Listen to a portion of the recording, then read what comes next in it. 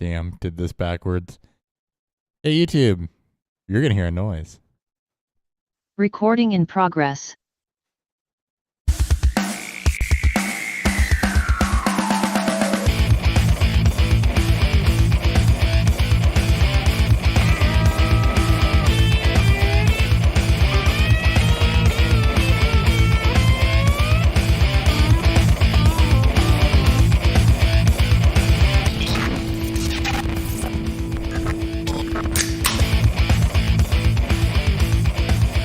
Good evening. I would like to welcome you all to the Beerfield Podcast. I am your host at Beerfield Hop, Chris Hopper, joined by the man in the better hat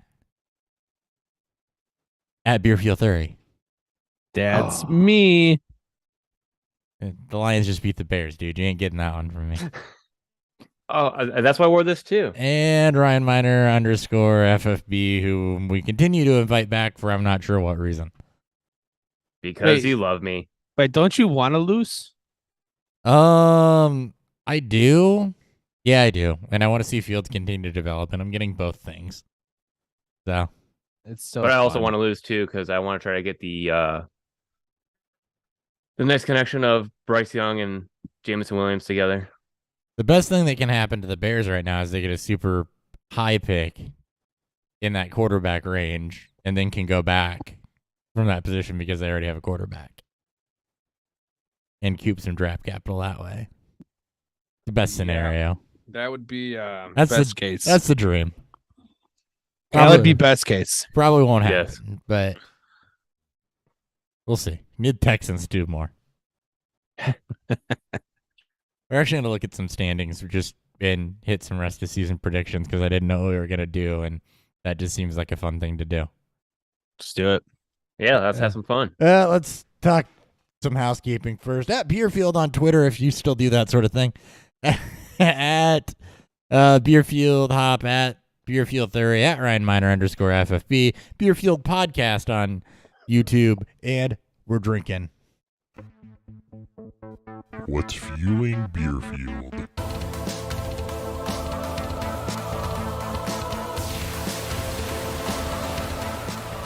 Ryan, go ahead. Well, you should start this one. I bet it's an All right. IPA. No, it's not. Really? I changed it. I did. I changed it up tonight.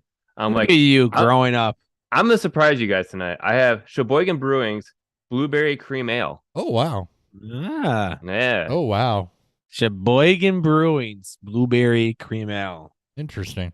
It's probably gonna be tasty, especially never had it. if there's some vanilla in there. I've never had a cream ale before, so So cream curious. ales are basically like, here's a misnomer on cream ales, not to tell you what to think. The misnomer on cream ales is that people think they should be sweet and creamy, and that's not necessarily the case. They're a good base for beers like that because they're really light. Cream ales are actually a corn-based ale.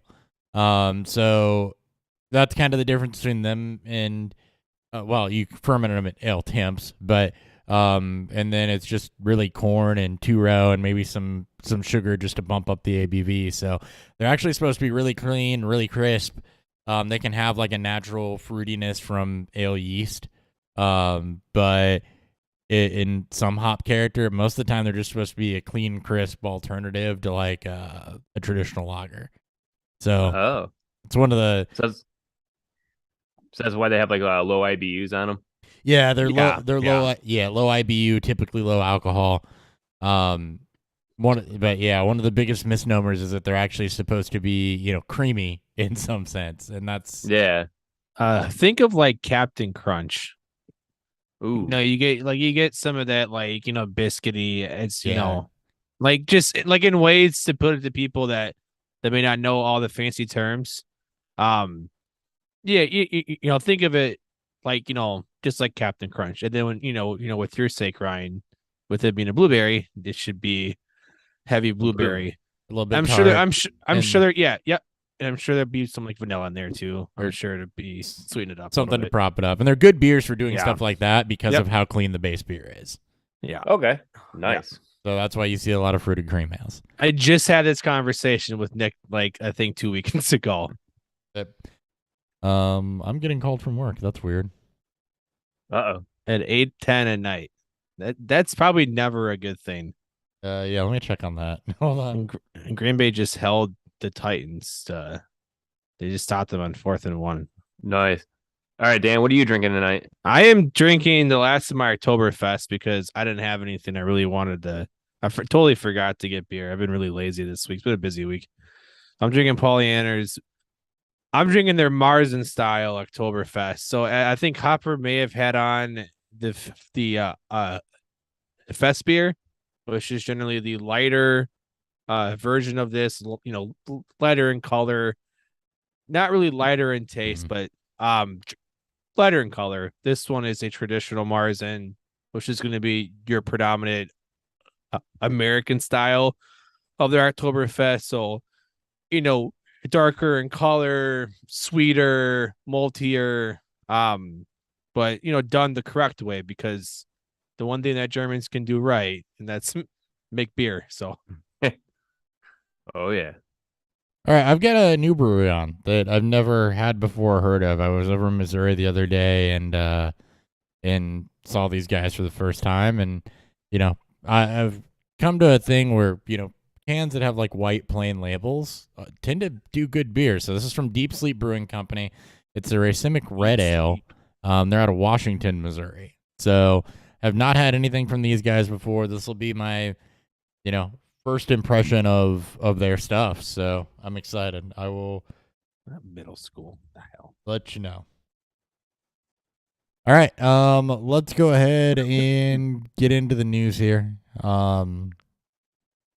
Matt Stafford practiced in full on Thursday. Concussion. I am just reading off of Roto World because I did not prep anything for this show. It's been a busy week. Gerald Everett limited, Andrew Carter limited. Let's talk Cooper Kupp for a minute, just because that's an easy one until I find the next thing. So Cooper Kupp, injured ankle, on IR, top 3 wide receiver in the league. What do the Rams do? First off, they're pretty much sunk if they weren't already. How do you? Yeah. Is the Rams replace a guy like Cooper Kupp? Who are you tapping to step up? And who are maybe some people that are starting to put it together this season or break out that might be waiver wire fill-ins? Paris Campbell. Paris Campbell. As for the Rams part, I don't think anyone's going to really step up into this role. I don't think there's a receiver in that roster that can fill in maybe 30% of what Kupp provides in the production. I guess they're going to get to see what Van Jefferson is as a true number one. When you spend a second round draft pick on a wide receiver, that tends to be the hopeful outcome, which has not been the case for him throughout his short career. As for the other question, the waiver, I mean, you mentioned Paris Campbell. Ryan, what's yours? I'm sure you have one. I messaged you guys. I messaged you guys earlier today about it. I said Ben Skoranek. Don't say no. Yes. Yeah. Oh yeah. God, he benefits so much from having Cooper Kupp. He did benefit from because he confuses who's like who's the white boy. Like which one do we cover? They're gonna put him in the slot. I bet. I just have a feeling he's gonna be the Cooper Kupp. Because that's where they go. You have to when you're white. You go. I don't think that's really how that works. You don't think so? I mean, sure, if he's white, yeah. No, I'm kidding. But he still has to be like no. I mean, someone's got to catch passes, right? I guess. I mean, Jefferson on the outside. Tiger Higbee. Yeah, Higbee's gonna. I mean, they're all gonna get an uptick in some way, shape, or form. But Allen Robinson, I mean, he's been getting targeted 6-7 times a game. God, I would move him into the slot. Robinson might be smart. Yeah, give him some mismatches a little bit. I mean, he's not a great route runner, but give him some like mismatches and less press off. Try to get him on a weaker corner and sacrifice Van Jefferson, or Skronek's big enough to play outside. But Robinson's your best proven weapon right now. First, Van Jefferson is had to step into an increased role before, and it's not really worked out fantastically or the way people expect it to. Ben Skoranek got pressed into that role last year, particularly in the Super Bowl, after Odell went down. That also did not go well, particularly. Now, rookie last year, late round pick. You hope he's developed some. He had some dropsy issues and things like that. We know though that Skoranek should see an uptick. Is a similar type of player to Kupp. But I agree. For the Rams, the best adjustment they can make is to try to figure out how to get Allen Robinson more involved, try to create mismatches with him, try to get him into the slot and to work that role. I think, Dan, you're absolutely spot on that from Rams' perspective. It's also them needing to probably shut down some of the, I won't say shut down the veterans, but this is their chance to also see what they get with some of their young guys. Robinson, it's on that unknown. So I would hope that they give a little more run to Van, just so they can see. I don't have a lot of faith in it, but it'd be the smart thing to do. Tutu Atwell in the same boat. You're starting. I know. I know. You're already starting to see with the running backs, which is a whole nother clusterfuck. But, did they announce if he's on short-term or long-term IR? Short-term, he's on there for short-term, but he had to have surgery. Yeah, so high ankle sprain, you think 4 to 6 weeks, and, you're at week 11.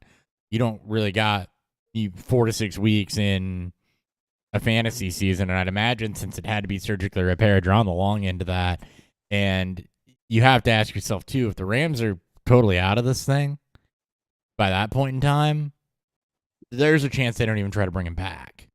I mean, that would be the smart move, and the only way they obviously bring him back is if their fortunes change somehow without Kupp, and they start winning some football games. But I would expect that if you're in redraft though, and you got Cooper Kupp on your team, and you can use the short-term IR to your advantage, maybe find another dominant team that you can maybe try to get some production out of it. Cause it's hard to, even knowing that he's probably going to miss the rest of the year, if you got an IR slot, it's not set in stone yet. And if he comes back within that short timetable, that's week 15, week 16. That's in the middle of your playoffs. And it's not like Kupp's going to be eased in. It's 3 weeks left. Right. So if he plays, he's going to play. Right. Yeah, you're not dropping him. You have an IR slot, or you find a way to work it on your bench. You're not dropping him yet. Yeah, and look, Cooper Kupp is the heart and soul of one of my dynasty teams, and I am in a world of F right now. I mean, your team, I like your position in my, with that team is really interesting because it really highlights just how insane Cooper Kupp could be. Because there's not a bad reason to trade for Cooper Kupp. There is no I'm surprised people haven't come out your woodwork and try to get to get them from you. Well, and here's the other thing, right? You talk about that interesting position. You're in, it's a league with no trade deadline because it's dynasty. Because it's smart. And I'm right there.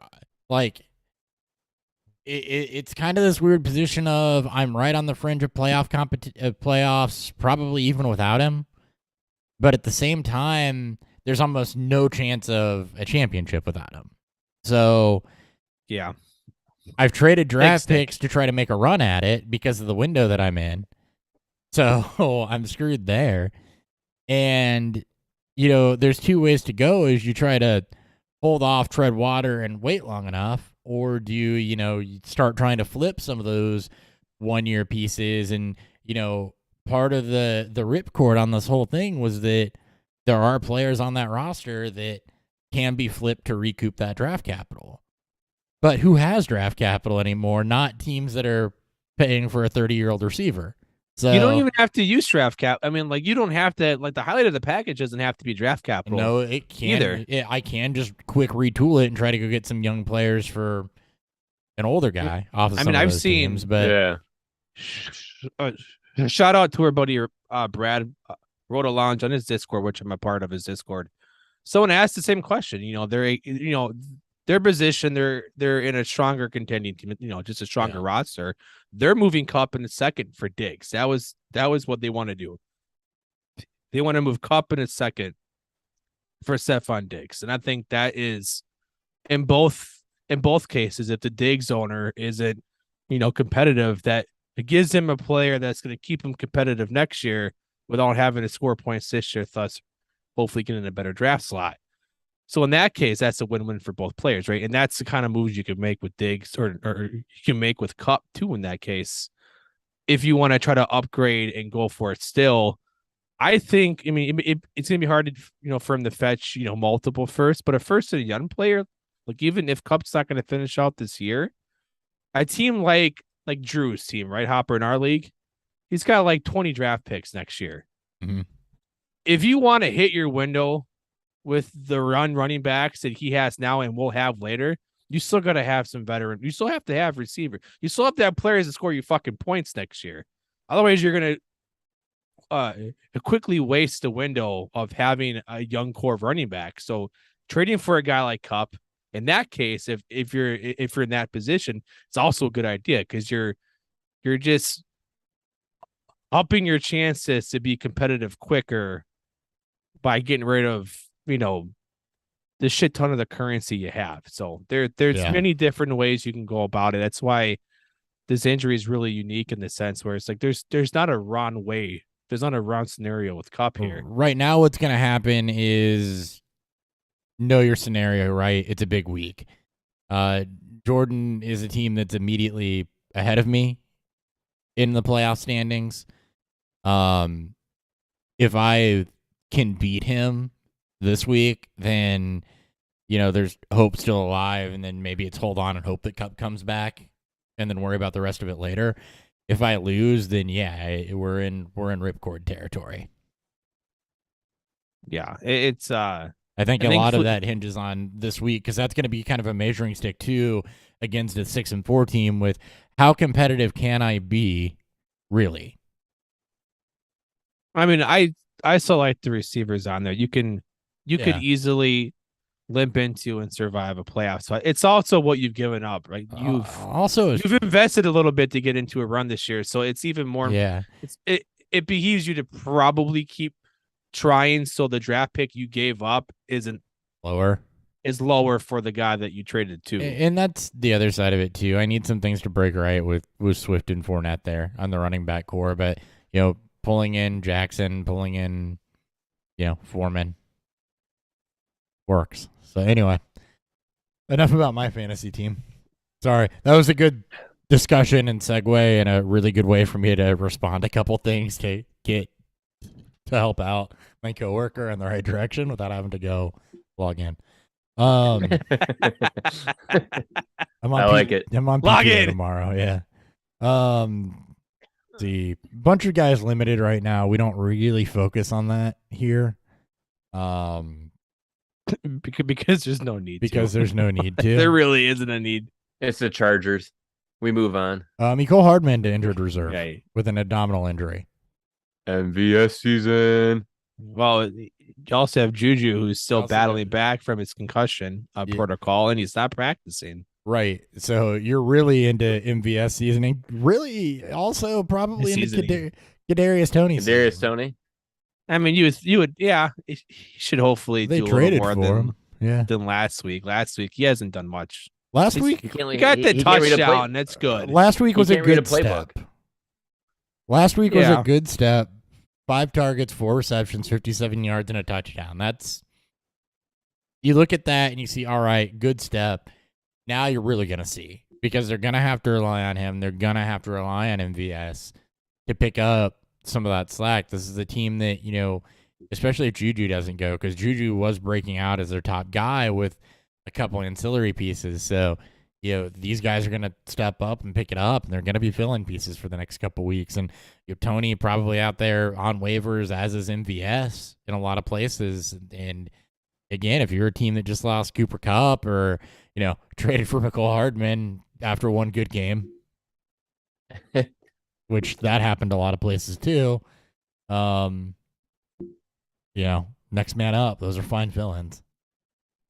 I mean, you can also look at tonight's game if you're looking for a Kupp replacement. Traylon Burks has got he's 5 for 5 for 54 yards. We're not even through we're about to be done with the first half. sitting on a 30% target share right now, which is not 30%. About 30% target share right now, even higher. Just to name the note, in those maybe not super deep leagues where Burks is probably rostered, but for the majority of the people out there that don't play in degenerate leagues like we do, a guy like Burks might be available. Yeah, it's not like Nick. You can't get him Westbrook this week, Akeem. but fuck him. No, don't pick up with no. Westbrook No. Akeem- He made me nervous. He almost made me win last week. I got so mad. I was getting so scared. He's another 1 week wonder there. So It's because Burke was so badly back. No, He does it every year. he does. He has a couple good games every year. Watson, our touchdown tonight too. Yeah, and 1 reception for 14 yards. The But touchdown. He I know. got the touchdown. He got that tutty. You got the tutty.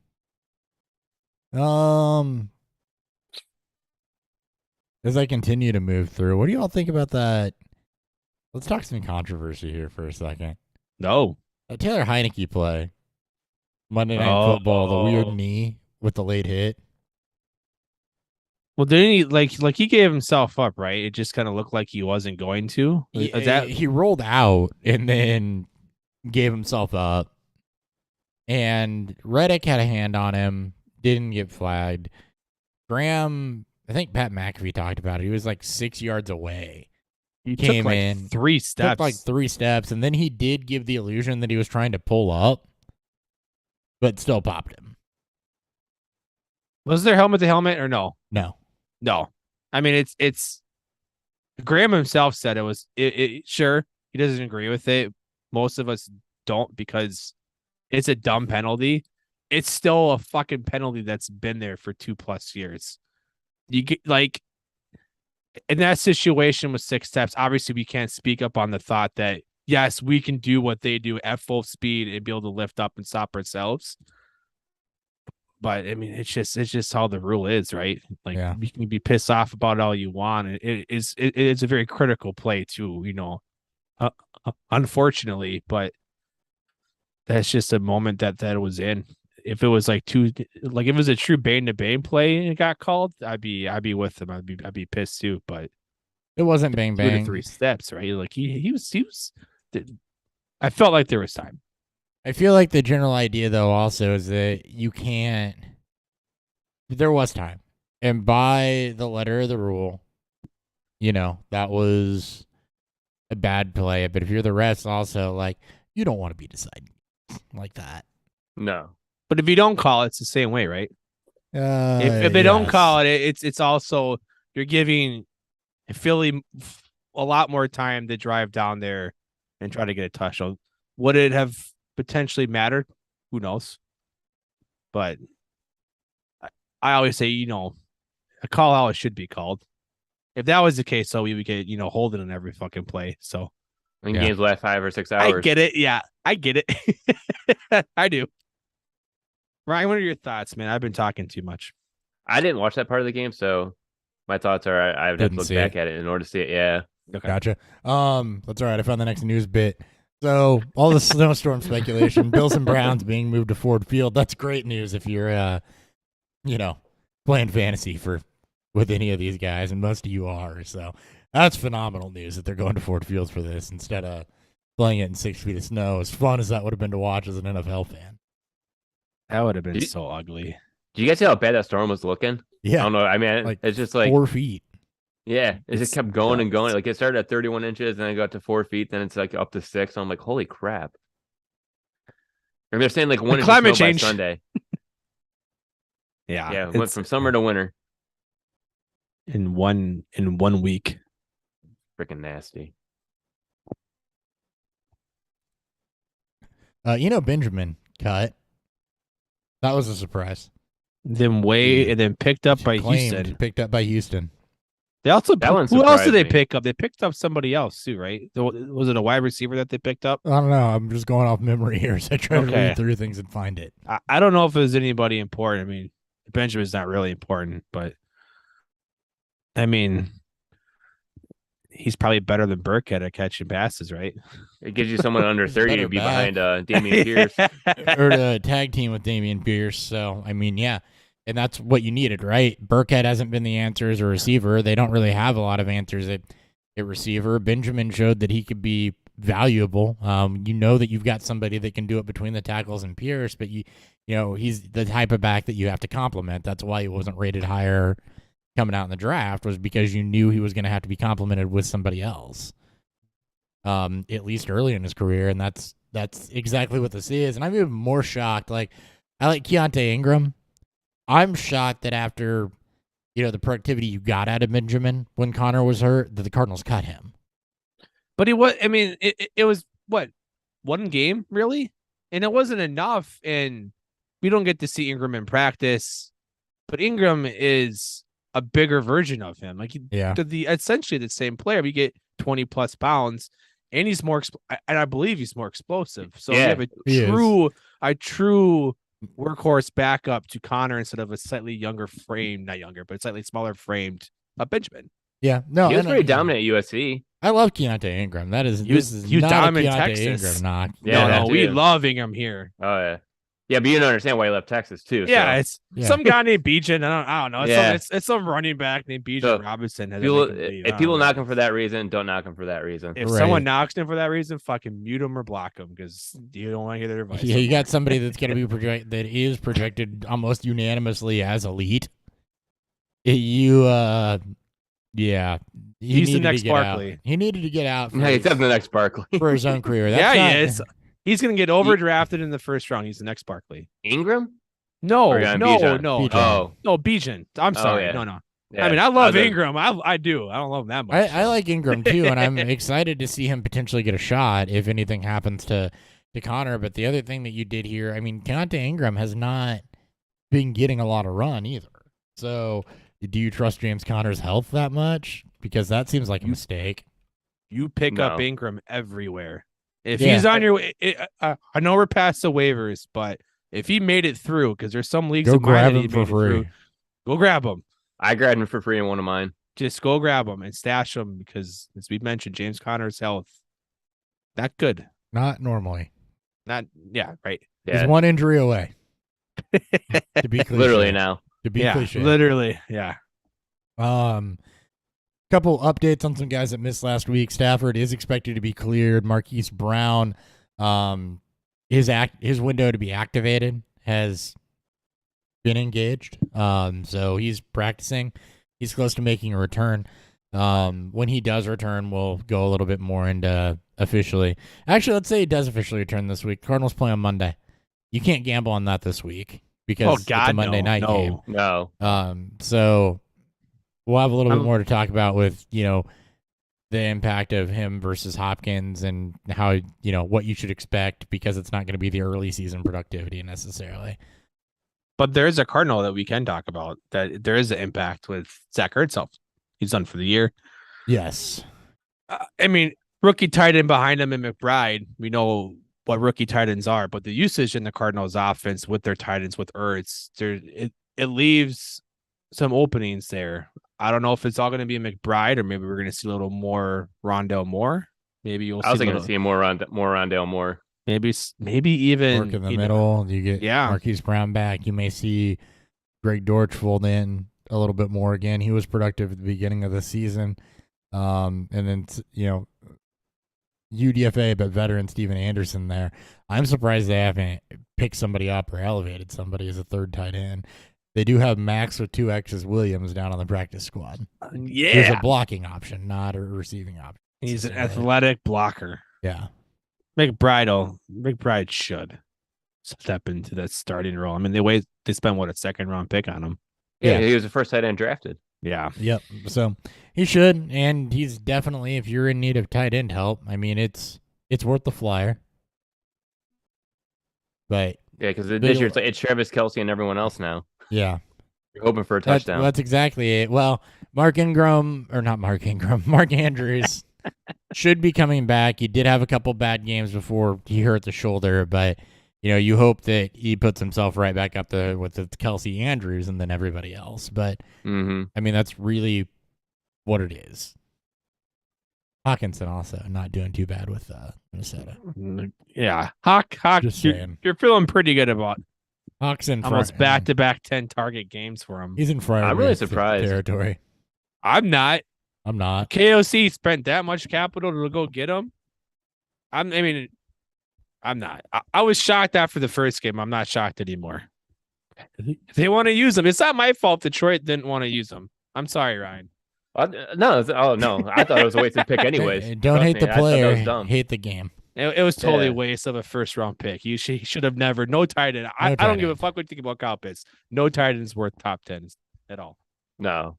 I was actually thinking it was going to affect Adam Thielen more, but Adam Thielen still was getting 7 targets a game. Well, So he also Adam really Thielen's hasn't still been doing Adam much Thielen. either. Yeah, he's No, it's it's Well- coming down for our boy Thielen. He's Yeah. 2 reaching his touchdowns. peak. Yeah. Yeah, 5 on still- 3. Ooh. Sorry. he's on the way back down. Yeah. You knew it was coming. Everyone knew it was coming. Just didn't know when. Father time always wins. Yeah, Unless you're Tom Brady. Unless you're Yeah. Tom- and then you He's become too- a fucking robot. Yeah, he's 2-0 after being divorced now, so still undefeated. Yeah. See, Hopkins held out on Thursday. Kyler Murray practiced on Thursday. Cliff gonna do fantasy players a solid, it sounds like, and actually name a starter before Sunday. So Thanks. thanks, Cliff. Thanks, Cliff. I think Murray sits down one more week. If he's already practicing, He's very limited though. I wasn't think so. we'll see. It's Monday. We'll see. Asses again Sunday. Yeah, don't gamble on it. Yeah, We'll- I don't want to answer it now. Yeah, ask us again Sunday, but it's a Monday night game, so we'll have some streamers for you here in a little bit. It is Monday. That's why it's tough. I just pick up Colt McCoy just in case. Or don't pick up the guy on the other side of that game. Why not? Why not Colt McCoy? Why not the guy on the other side? No, I said pick up the guy on the other side. Yeah, you want to. Yeah. I mean, Yeah. I Yeah. guess. All right. He was the best streamer option I had. Let's put it that way, and I did exactly that. So, and I recommended him to somebody else too. So it's that's Jimmy Garoppolo, by the way. Side, just you're not. Just FYI. You haven't looked at that yet. That's who that is.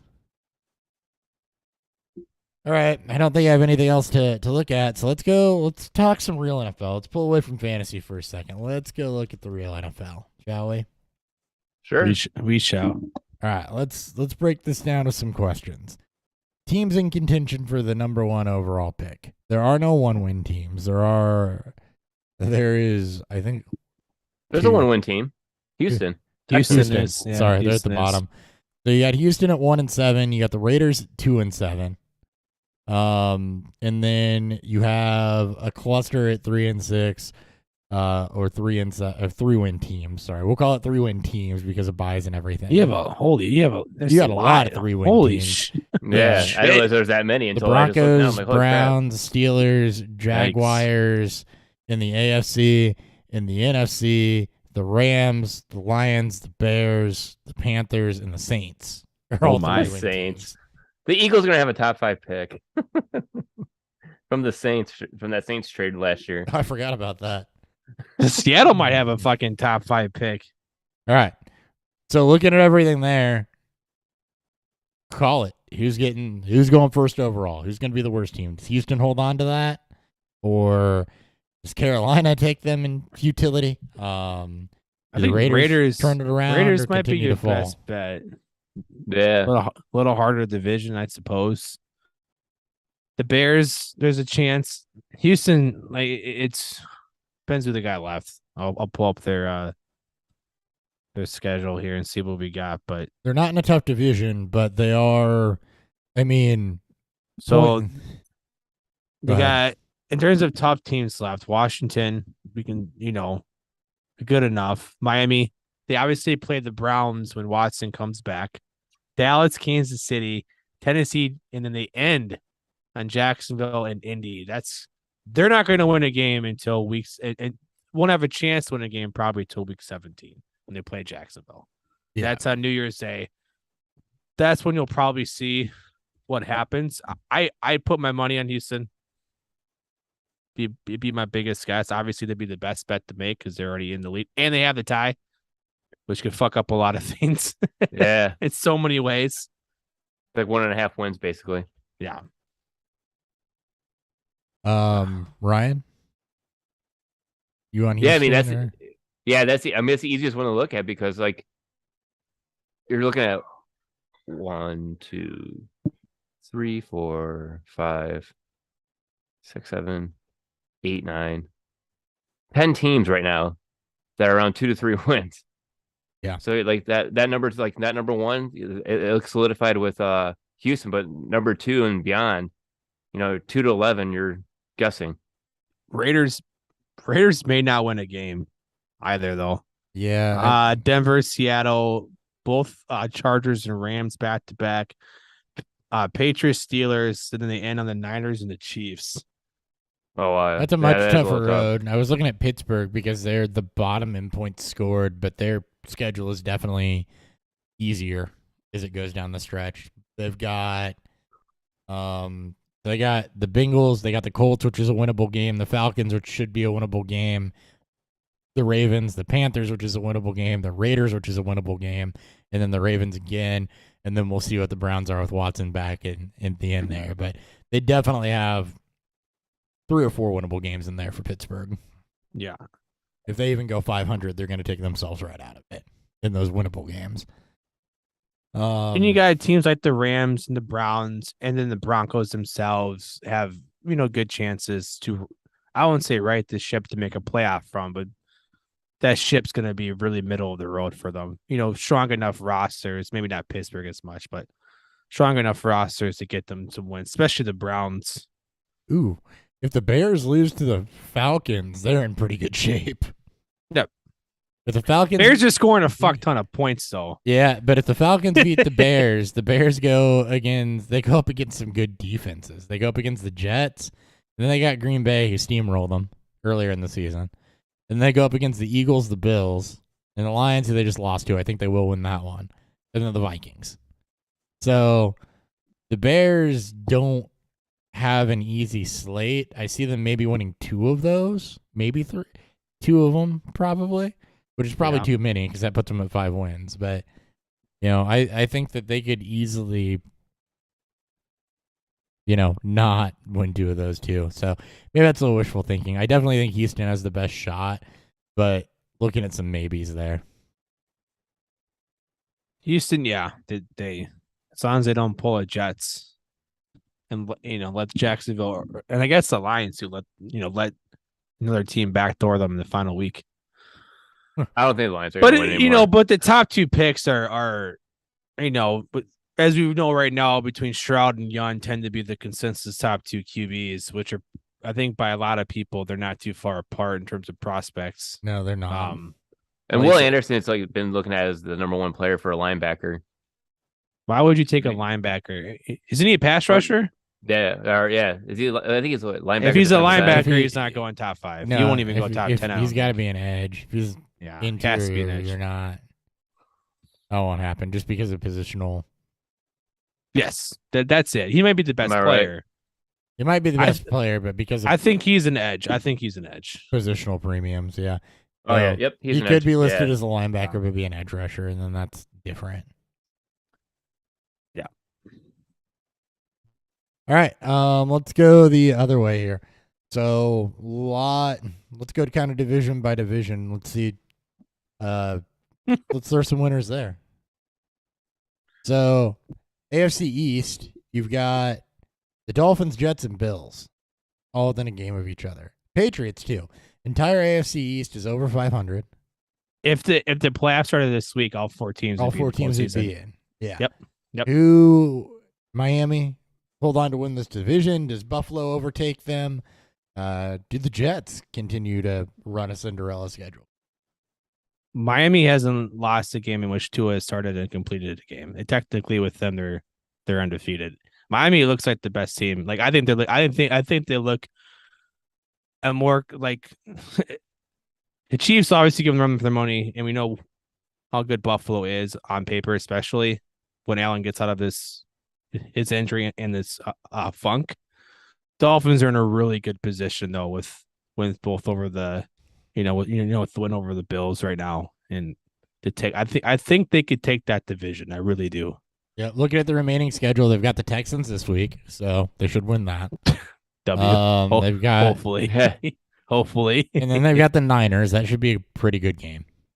Yeah, it should be a very good game. Chargers, Mike Williams and Keenan Allen look to be close, so they should be close to at least back to full strength on offense. The Bills again, and then that'll be a really good game.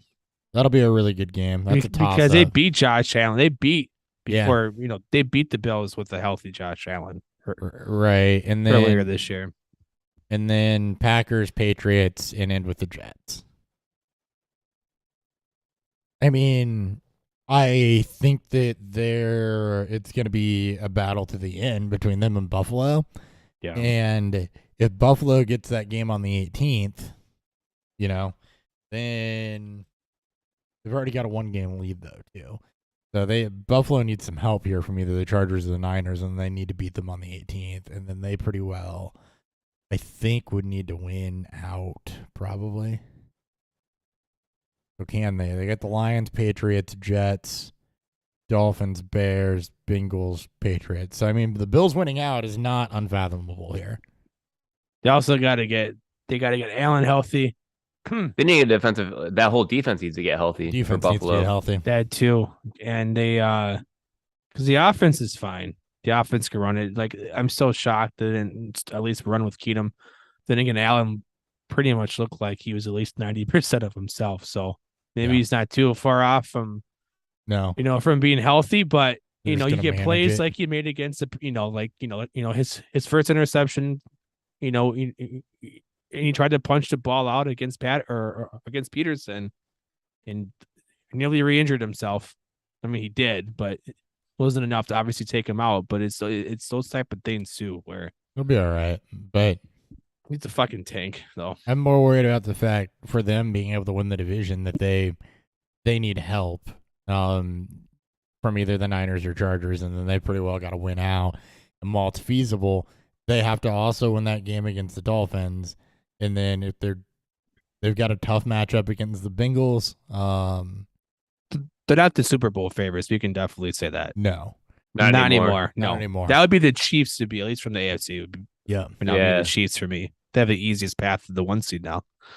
So the Patriots, I don't think have a prayer at this. And while the Jets are a good story, I still think that offensively they can't keep pace with the Bills and the Dolphins, even though that defense is good. Yeah. And their win against the Dolphins was Lukey. a true third string. Yeah. AFC North, Ravens and Bengals at the top of this one. Browns 2 games back of that. Watson coming back week 12, so next week. In Pittsburgh at 3-6. So I mean, look, the Browns and the Steelers are not catching this division wide. So it's between the Bengals and the Ravens. Ravens right now have a 1-game advantage. Ravens hold on, or do the Bengals recover from kind of a slow start?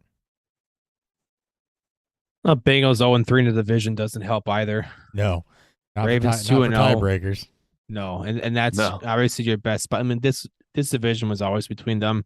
Just depends how quickly they get chased back.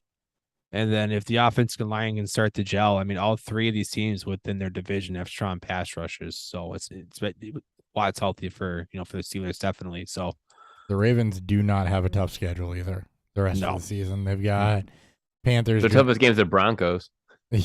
Well, yeah. Well, they've got one left against the Bengals in January. January 8th, they got Cincinnati. Yeah, week 18. Week 18. Yeah, it's gonna be they're a great regular season team. As long as Lamar stays healthy, they're probably winning that division. Yeah, because the Broncos defense is going to be a tough test for them, but offensively, probably not. As far as the Jags, Steelers, Browns, again, Browns could be a different story. Watson, the football player, Probably be a little from too Watson, the person, but Probably a little too far behind by the time he gets back, though. That's going to be right. But talking wins and losses still mattering, though, too. I mean, I don't think the Browns are going to catch them if they win that game, but looking at potential L's rest of the season for Baltimore. Sure. Because, yeah, the other thing, too, is Bengals cannot have a similarly soft schedule with where they've been, and they don't. And they've been very up. I mean, they've been very up and down. We see them get on their streak last year. Obviously, they got on a late season run that propelled them with the injury to Lamar. They got them to that top spot over Pittsburgh. They've been equally as inconsistent this year as they were last year. The Ravens are winning this division. Looking at their schedule versus what the Bengals got left, Bengals have Titans, Chiefs, Browns, Bucks, Patriots, Bills, and then the Ravens. Yeah.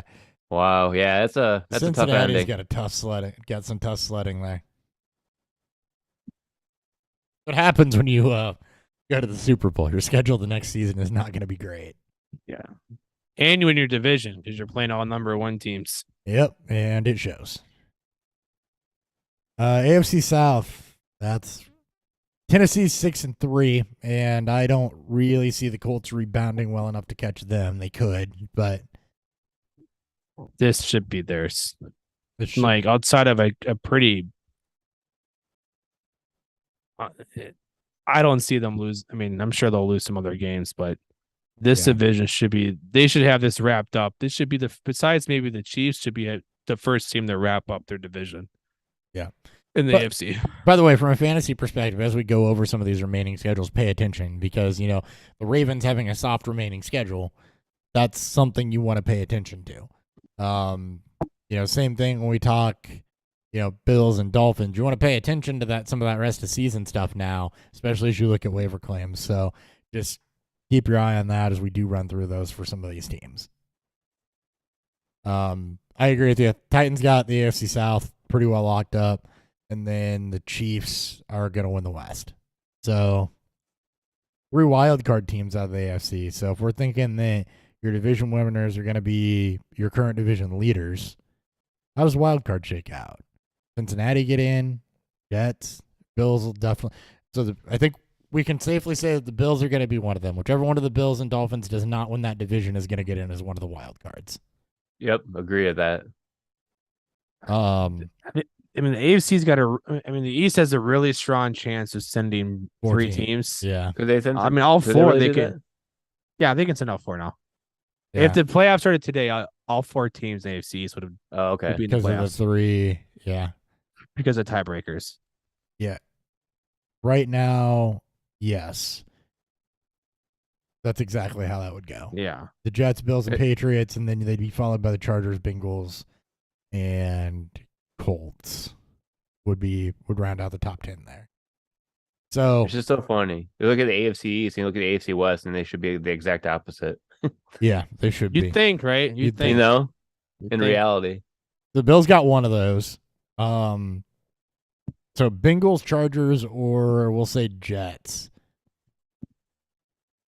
For the last 2? For the next one. I mean, the Chargers just seem to have bad luck no matter what they do. Like, they go into the season completely healthy. This is their first season, too. They went in completely healthy, and then they start losing everyone right off the bat.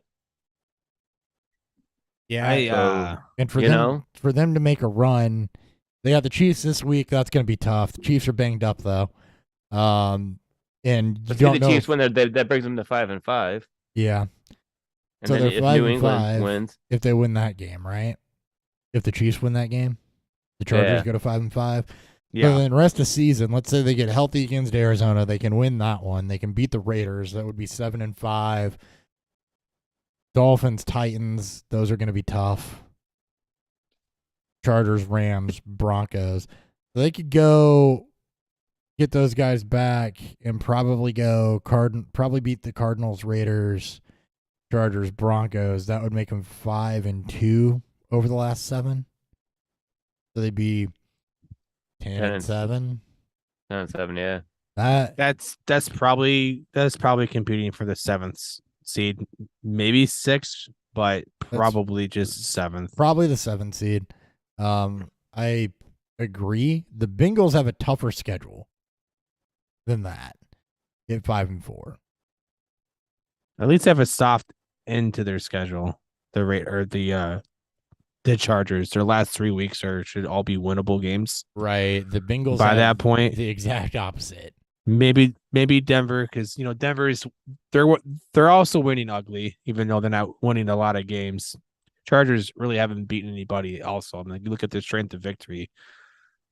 Like those combined teams, it's one of the lowest in the league. So the Jets down the Fucking stretch. nasty. Patriots this week. Bears, Vikings, Bills, Lions, Jags, Seahawks, Dolphins.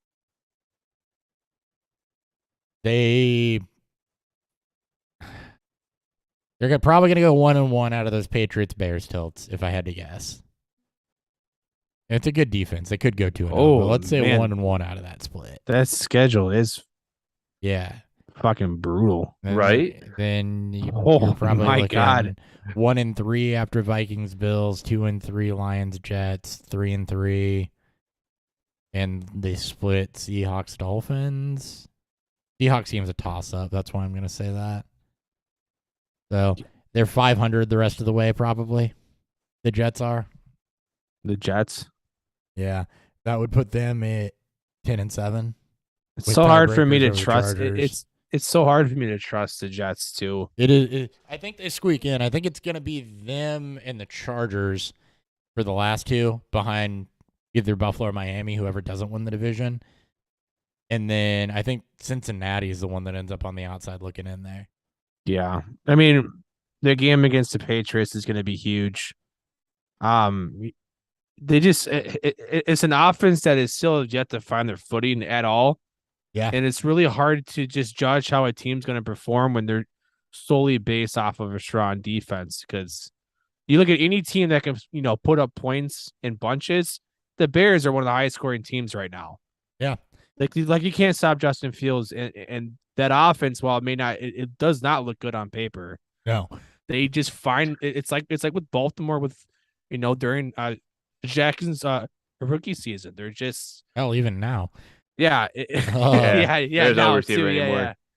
With Bateman hurt and Andrews not playing, even now. I mean, they could easily lose their next 4. games, Yeah. and That's- we'll be having a completely different conversation. they have to go 1-1 over the next 2 weeks for them to do this. They've got to split those Patriots. They got to go games. 3-1, or not 3-1. They probably, I think the lowest they can go is 2-2 through this 4-game stretch. Yeah, that's what I just said. They got to go 500 basically. Yeah. Through the They gotta four- go 2-2. through this stretch, and the rest of the way they got to go 500, and I think they'll squeak in in that last spot. And they probably they have to win this week, because Or- I think their competition is mainly going to be more the Patriots and the Bills for that, for those 6-7 seed spots. Really? Well, I'm thinking that 6 and 7 seeds are probably going to be between the Jets and the Chargers. Well, that's what I'm saying. Like, Yeah. the Jets are going to have to compete. Probably will be competing more with the Chargers and the Patriots yes. than the Bills. So getting this game in hand to get this back to 500, because they lost to them a couple weeks, or this past week, 2 weeks ago.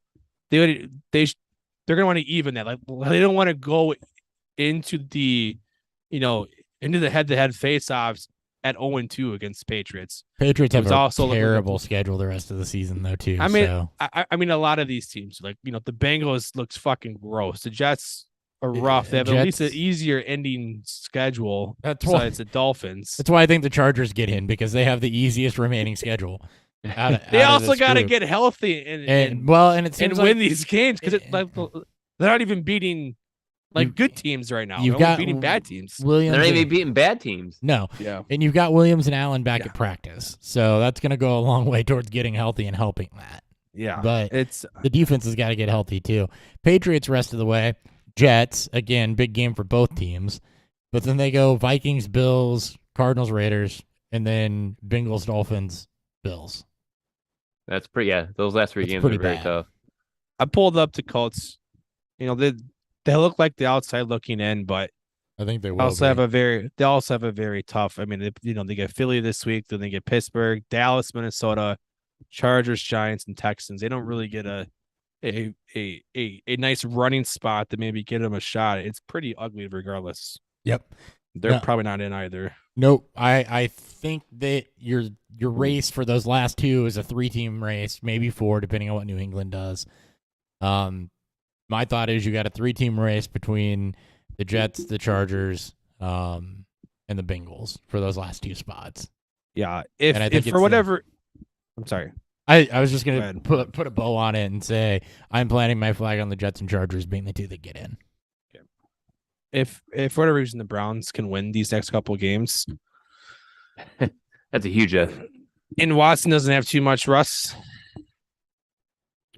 we'll see. Ryan, what are your No, do you I'm agree on with with Hopper Hopper too. Yeah, Yeah, Stu? 'cause I- Okay. I was looking through the schedules too, and I'm like, yeah, I don't see it. I was even trying to say like, oh, maybe Jacksonville has a chance, but nope. It's they got to win out. Yeah, Or like the Broncos, because like a team like Denver with Russ, a lot of expectations. They have to win out. Maybe they can afford to lose one more and finish 10-7. But Jacksonville has to win out. Raiders are in the same boat. They would have to win out for them to have a shot. And then we can have this conversation again maybe in like 3 or 4 weeks when it's a little more clarity, and we're not saying, well, if they win out, maybe they get in. All right, let's go to the NFC. all right. Yeah, Wherever more I put the exciting. standings. Yay. Yeah, this one is more exciting. Let's start with the East. 8-1 Eagles, 7-2 Giants, and 6-3 Cowboys, with the Commanders at 5-5. This is another one where everyone's 500 or better. So actually, is this the same scenario? No, so San Francisco has San Francisco better, is in over the Commanders. yes. Yeah, okay. It's Dallas, San Francisco, and New York that's in right now. So 2 of the 3 with San Francisco and the Commanders close together. So yeah, it's close to that, honestly. So It's gonna be this will be a lot of fun it is gonna be a lot of fun. to watch of the top 2 seeds, how the number 1 seed plays out, and then to watch the wild cards and to see like a team if like Seattle, like do they stumble backwards a little Mhm. bit. Well, maybe. Let's look at the NFC East real quick, though. Eagles, rest of season. Colts, Packers, Titans. That'll be tough. Giants, that game's going to be huge. They got the Giants twice. And the Cowboys. That number 1 seed spot's gonna be so much fun. It's going to be so Minnesota much has fun. I think Minnesota has a, based on strength of schedule left, they have an easier Road. path to it to an extent, but because they have a lot of the AFC East left too. Minnesota's got an easier path to winning the NFC East. No, I'm saying just a conference. I'm excited. God damn it! I want to talk about the 1 seed, but yeah, no, we're good. We'll get there. We'll get there. Promise. We're assuming, by the way, back to the AFC real quick. We are assuming the Chiefs. We didn't talk about the 1 seed there and who gets the bye between the Chiefs and the Dolphins. As of right now, I mean, it should be. I mean, it'd be the Chiefs. But, Yeah, the Chiefs schedule looks a lot easier. but you have teams like a team like Buffalo obviously can make a run. Yeah. We know how good Baltimore can play, and they don't have a strong strength of schedule left if they get high. It's should be the Chiefs. This is why I think they're the Super Bowl favorites, at least the favorites out of the AFC. Yeah. Conference to make the Super Bowl, because I think they're going to end up with home field advantage there. Fair. I would say the Chiefs are also probably going to win. Yeah. When they take the 1 seed in the bye. So, promise, when we start doing playoff seeding, we will get to the 1 seed. But for the Eagles to be in contention for that 1 seed, got to hold out the Giants. I think that the separation happens because I think that the Eagles are going to sweep the Giants in those 2 games. I think it goes 1-1. Do you? I do. Giants are similar, like both New York and Washington are very similarly built from both sides of the ball, and they can give you great pass rush, decent enough secondary to make some plays. The offense just gives you just enough of of a fit. And Philly, as great as they've looked so far, there are times where their offense just kind of goes away. And we see some of the youth in Hurts, some of the same mistakes you see in Josh Allen, right? With the Bills are on this 2-game losing streak, and they haven't really looked themselves the last 3 games. Hurts is kind of in that same boat where it wouldn't shock me if there's some stumbling from Philly against the Giants and their 1 game left against Dallas too. So let's say they go 2-2 over the 4 game over. It's not a 4-game stretch, but let's say they go 2-2 in those games. 2 games against New York, 1 with Dallas, 1 with Tennessee. So if they go 2-2 there, you look at that puts them at 10-3. Your remaining games, you think they beat the Colts? Should, yeah. Do you think they beat the Packers? Yes. The Bears? Yes. And Saints? Yes. Okay. So if they 14-3, that would put them at 14-3. Right. Yeah, that's Seems realistic. Yeah, that is realistic. And is that enough to win the division with a 1-game lead on the Giants?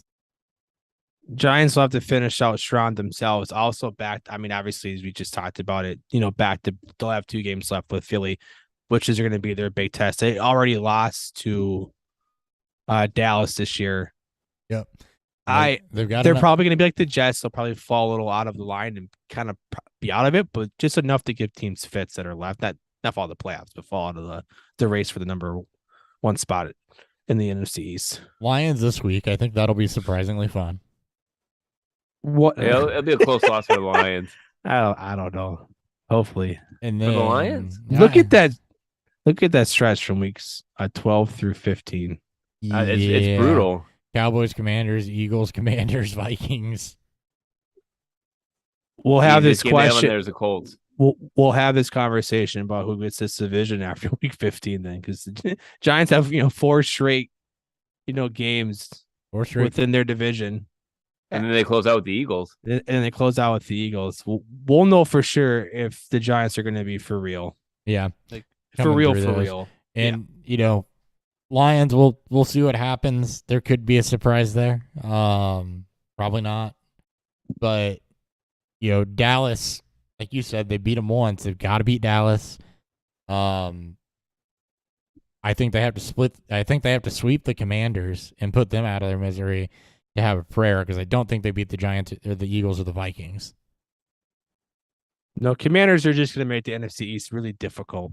Yes. Like, that whole division is going to fuck themselves. That's why I think that because they're all put at the stumble end. out of the number 1 speed in the conference, but it'll be like the East on the other side, right? It'll be a hard fought game, every game for them, and you're going to see some losses. You're going to see some surprises out of there. The Eagles are winning that division, I'm pretty sure. I would Do we look at Dallas and what they have left? I mean, we kind of know, I guess, looking at everything else. They're also going to have a ton of games left against the East. They got a tough, They got so little easier. So they have the Colts, Texans, and Jaguars. They haven't played any of the AFC South yet. Oh shit! Their next game. So they're after they 6-3. play, so after they play the Vikings this week, they're only playing against the South, the AFC South, or the NFC East. That's it. Yeah. So let's say they. Wow. That's not really bad. No. Jaguars, Colts game should be wins. Giants games. I mean, they beat them once. So circle week 16, that game against the Eagles. The Eagles, that's going to be a big one. I think they'll beat the Giants and the Commanders left. Think whoever gets that gets the division? Very good chance. Or is it week 18 where they play the Commanders also? I'm saying because they're going to, they should win that game. I'm circling week 16 as A must that win true for... test. It's a must win for both teams. Yeah. Because I think that's going to be a big deciding factor, especially with the Eagles already having a game in hand against Dallas. Yeah.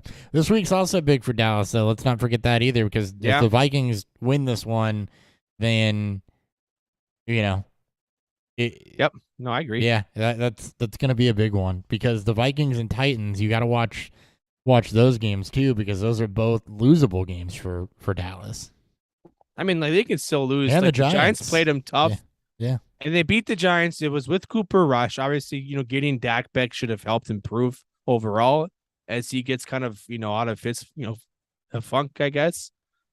Also, a very strong defense. Like, I think those games, as Ryan mentioned too, against the Commanders, to end the season, those 3 remaining NFC East games are all going to be They're gonna be fucking huge. dog fights and just massive because they're 2-1 in the division, which is fine. You got to circle week 16 because that is a true must win. They're not winning that division if they lose that game. I've got They may Ultimate not win if they Christmas win present. it. Yeah. I'm probably rooting for them at that point.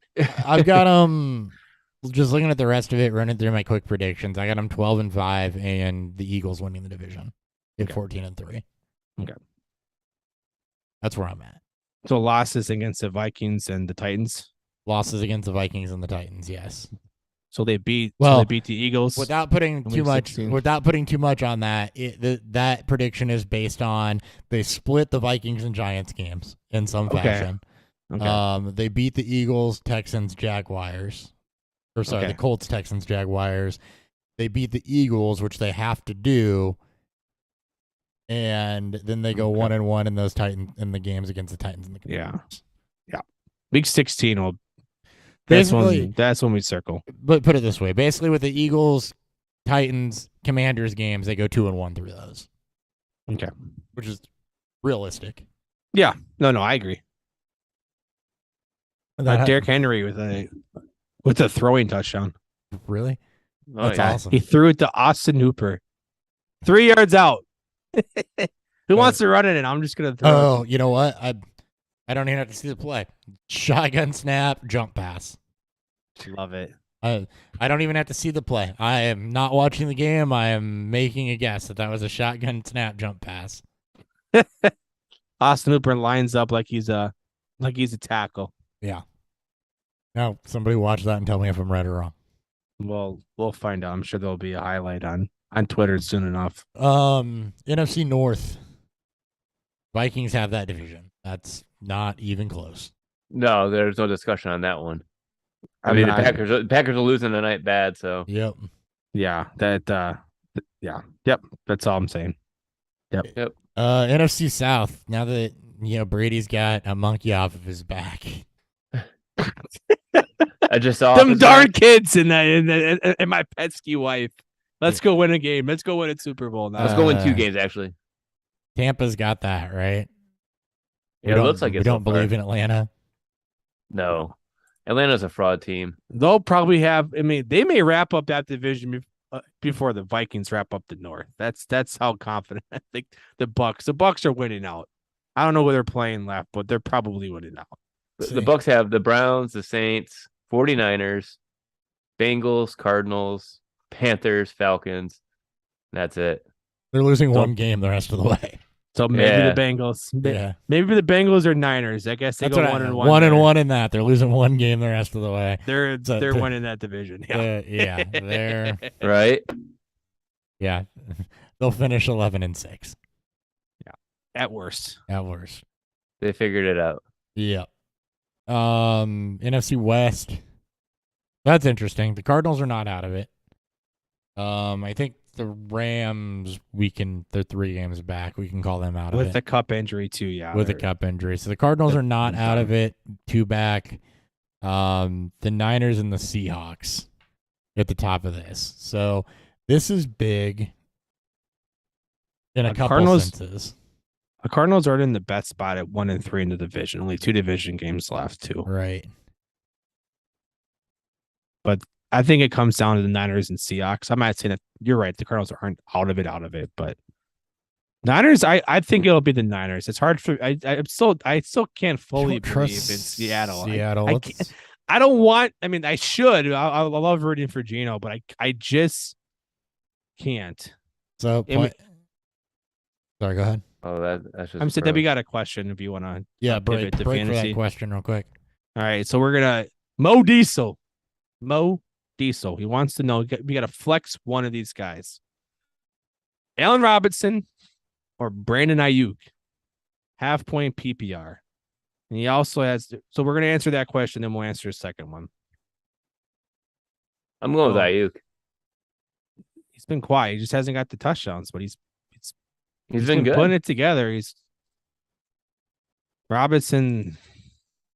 Maybe this Kupp injury unlocks him, but I would trust the Ayuk more so than with him producing already, than Robinson having to make a step up and hoping to see that it happens. What was the question again? Sorry, work distracted me. No, you're good. Ayuk or Brandon. Ayuk or Allen Robinson, 0.5 PPR. Ayuk's, like you just said, Ayuk's been getting the targets. So, and just so happens to be looking at this game, they got a good matchup against the Cardinals. So I would tend to lean that route.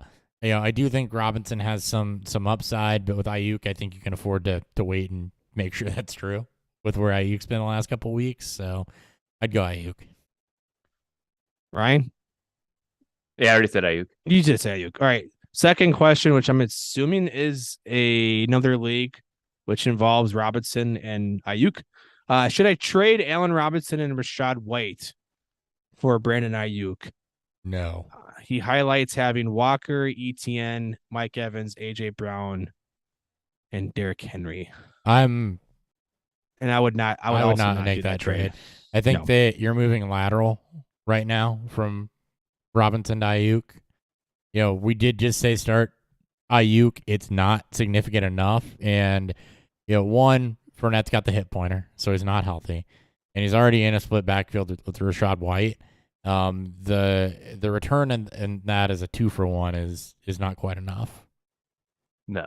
Yeah, if you're looking to try to move Rashad away with the news of Fournette potentially not, with him being a 50-50 after their bye week this week, shoot higher. I would aim higher than, as Hopper said, I would aim higher than Ayuk. Aim for a guy like T. Higgins or somebody that maybe has a higher ceiling. He's coming off the bye, and a Chase coming back. Maybe you can get an owner. Maybe you can get the guy to maybe move off of him. But I would look to make a little higher move than a pretty much a lateral move. Yeah, and you read my mind on that one. I was thinking Jamar Chase on that one too. I was like, I'd go for Chase because You're not getting. If you can get Chase, you're not getting Chase for that. You can get Chase, bro. I'll be happy for you. But Robinson and Ayuk almost seems like an even split, because they're not that far. I mean, you're taking a step down from Ayuk, or and you're Robinson, taking a step up. Yeah, from Robinson. And Robinson's got a little upside if he does take more of that. If he's the one that takes the majority of that Cooper Kupp work too. He does, and that's a trade that maybe you can make straight up if you prefer Ayuk, but you don't want to. The way that White's been trending, you don't want to. That 2-for-1 is a little much. Yeah, especially you'll definitely get it. If I'm on the other end of that, I'm matching accept. So if your goal is you really want Brandon Ayuk, then sure. Because at the end of the day, you're running your team. So taking the other side of this, I'm mashing accept if I get that trade. So you're going to get it done. I'm just not sure I'd want to do it. We're also in the heart of trade deadline season. So yes. Mo, if your deadline's this week, man, I'd aim higher. If you can't find a partner, we all agree we're going to. I'm never going to use Rashad White or Allen Robinson again. I just need to flex for this week. Rashad White, if Fournette gets hurt, he's off, and let's say he missed extended time, there might be chances that you use him. Or even if he just continues never to the be, running backs do. Yeah, even if he just continues to be ineffective, also because Rashad White hasn't been. So, yeah, we're all Ayuk this week for your flex spot, and we're all not making that trade. And then again, if you want to move off those guys and get better with the better player, I would aim higher than Ayuk. Yeah, T. Higgins, Terry McLaurin's looked pretty decent here lately.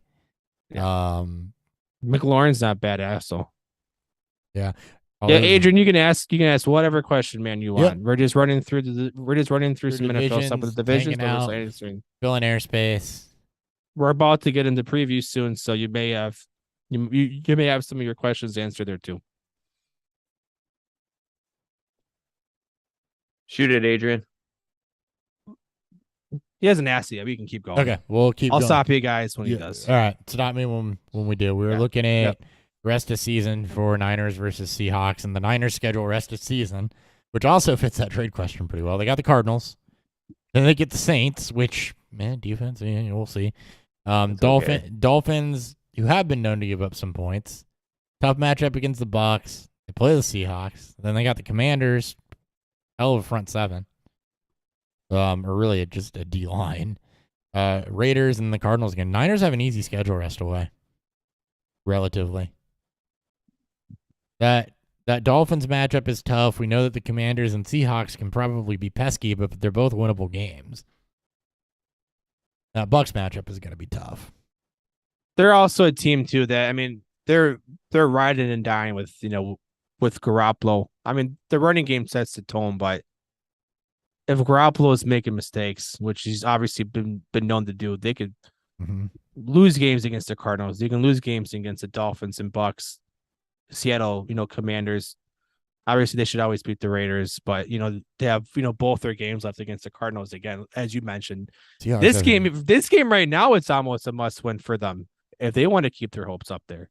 The Seahawks right now have an easy schedule too. Yeah. All right, we got our questions. Sure. All right. So Adrian has Kupp. I'm just gonna read it kind of out loud to myself, and then we'll kind of piece together the question here. So I have Kupp, Rondell Moore, Sutton, Boyd, Cooper, Smith. Running backs, yes, Chubb, Swift, Pierce, and Walker. So obviously good running backs. Everyone's got strong running backs that jump into our chat, so that's fun. I can run one flex, so I'm running 3 running backs right now since losing. So he kind of knows, he kind of wants to know what to do with his roster. He lost Cooper Kupp. What were the backs again? It was Chubb, Pierce, Walker, and who? And Swift. Swift. Yeah, he can start. It looks like he can start 2 running backs, probably 2 receivers, and 1 flex. He can run 1 flex, he mentions. So he's running 3 running backs. So he's probably going to always. So this flex. is a scenario of, do you trade a back and maybe one of those receivers to upgrade and try to fill in the loss of Kupp? Yeah. I mean, you lose a significant part of your receiving core because Sutton hasn't fired off. Amari Cooper, we know who he is. Devonta Smith is a nice 2. Rondale's probably going to be hurt with Brown working his way back too. Yeah, it's I mean, you don't. Cooper helps to insulate that. You don't have to make a trade if it is start 2 wide receivers in just flexing 1 running back along with playing 2. You don't have to trade one of these backs because you have arguably between Chubb, Pierce, and Walker 3 top 7, top 8 running backs. Maybe Pierce falls in the top 10, and Swift we know is ceiling. If he works his way back to anywhere near his ceiling, then you're good there. Where I was actually going to go with this is, he says it's an 8-man league too. Oh, play waivers. Yeah. Unless they're super deep rosters, what do you have on waivers? Who's your best available for wide receiver, waiver wise? Let's see if we can help you out in that regard. Because from a trade perspective, you certainly could go with and maybe try to get out of Rondale while his value's high, paired with somebody like Swift, which is more of a gamble that may or may not bounce back, and try to get a return there. I know, Dan, you're very opposed to trading running backs, but if it's standard size with rosters in an 8-man league, you got a better chance at, if something happens, you got a better chance at getting. You're gonna have to upgrade the waivers because of how identical a lot of these teams can look in terms of upside and floor. You got to aim obviously for higher ceiling to try to stand out. I mean, you can pivot from Swift and Smith. Smith's coming off of a nice game Monday night against Washington. If you want to upgrade Swift to a more reliable running back or receiver, because at this point it's just you want to have high upside pieces no matter what position. Yeah, you want the best of the best of everything. Yeah, because I'm guessing this isn't a heavy starting roster. So I'll give you this tidbit as well. The last 3 games with Matt Ryan, 11 targets, 12 targets, 9 targets, 3 touchdowns in his last 3 games with Matt Ryan. Paris Campbell. So there's a little Paris Campbell tidbit too if you're looking for somebody that maybe you don't have to go. I'd imagine that's a waiver pickup if it hasn't happened already in an 8-man league. He's asking. He mentioned maybe moving Pierce. At this point, it's all you want. I mean, I like where his head's at because Swift has higher ceiling if he's healthy. If he's Pierce healthy, does. yeah. Pierce is.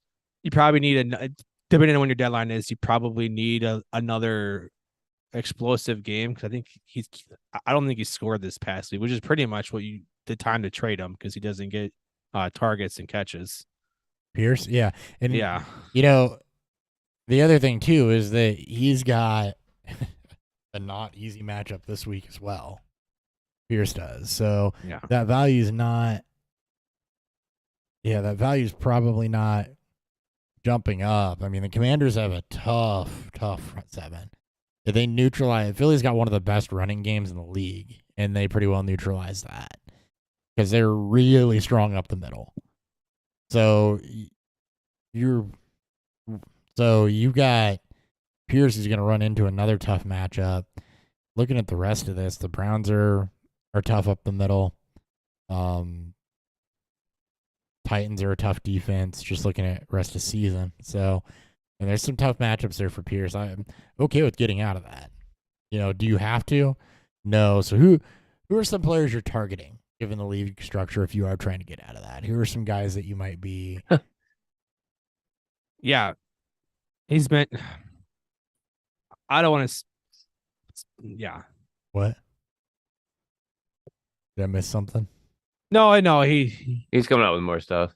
He listed the guys off waivers, and it's what you would expect. Obviously, strong flex receiver options. Yeah.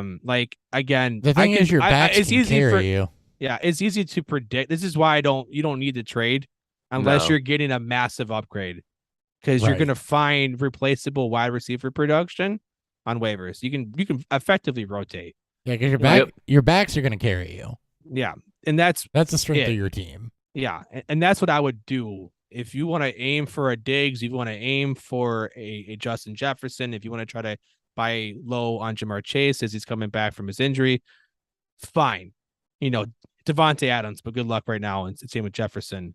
It's just, if you can't make that upgrade, I wouldn't make the trade because you're not going to get,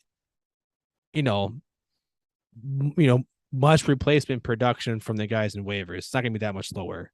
You can throw AJ Brown in there too, I guess, but that'd be about it.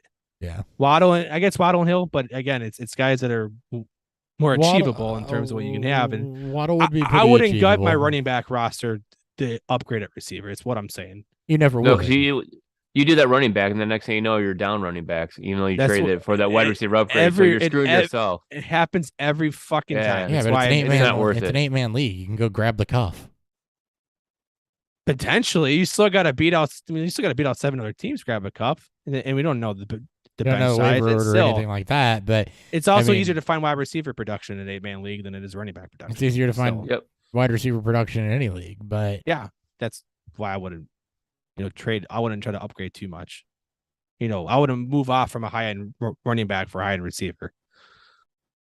All right, we got another question. That's why I want to, keep things moving. Plus our whole, previews. Yeah. Edward wants to know, is he crazy to think to start Pacheco over Swift? Yes. Full point PPR. Oh, absolutely. Yeah. Yeah, do not start him. Do Swift all the way because Pacheco only has, I think, 3 receptions on the year. And they don't run the football. No. Well, they don't. He just went 16 for 82 against Jacksonville, but still. But he had no catches, no targets, no targets, no catches, and that was, that's Jerry McKinnon's role. 16. Yeah. 16 carries might be the high you're going to get from a Chiefs running back this year. Right. You need hardcore efficiency, which he had nice efficiency, but then you're really even more touchdown dependent. It's Swift. But here's the thing, right? That's full PPR. That's 8 points. Swift is at least getting some work down by the goal line. Oh, too. yeah, no. I agree. No, we're all on Swift. We're all on Swift. So, and Jamal Williams is also banged up, right? Swift is logging full practice. Is that right, Ryan? I think I read that properly. Yes, that's exactly right. So, yeah, it's Swift. Yeah, it's Don't Swift. get cute. Don't overthink that one. Yeah. The right. Chiefs are so inconsistent at running back that you go chasing those points, you're gonna get. And we just got a no from Andy Reid saying he wants to try to get Clyde more touches because he didn't so like it's a how many snaps he got last week. So, it's a CEH week now. yeah, no. They're taking turns. Good luck guessing whose turn it is, but they're taking turns. Yeah, no. Yeah. All right, let's wrap up this NFC. Sure. Yep, I had Seattle scheduled pulled. It's relatively easy. I think San Francisco gets it. So let's talk wild cards in the 1 seed. 1 seed's going to be between the Eagles and the Vikings. Who you got? I am biased. Even with the game in hand, I like Minnesota's schedule to end the year, even though Philly's got the tiebreaker that it had. Let me look at Minnesota's schedule to end the year. Cowboys, That's what I'm doing too. Yeah, Patriots, Jets, Lions, Colts. Good Lord, Giants, Packers, Bears. Yeah, I like Minnesota's schedule to end the year. Game in hand. I really think the Vikings can snag that 1 seed, and Philly's going to be in dogfights for the last part of their schedule, and Minnesota's, it's all they win. Our dogfights. Yeah, right. So that's all they win. Yep. Minnesota's got what would appear to be much smoother sledding ahead of them, so I'll go Minnesota. Hope. I think they can pick up that game in hand. Yeah, I like Minnesota also. We hope. Wild card will be a lot of fun though between the East teams and then the two NFC Wests. Yeah, wild card is going to be a lot of fun. So I think that I think a lot like with the AFC, you're going to get 2 East teams in this. I do think the Giants started the season strong enough to where they're going to get in, and I do think Dallas is going to get in.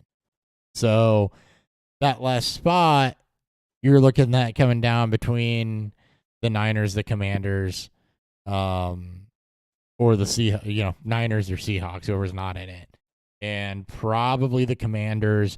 You do have the Packers, Falcons, Cardinals, all within striking distance of that. It's gonna be it's.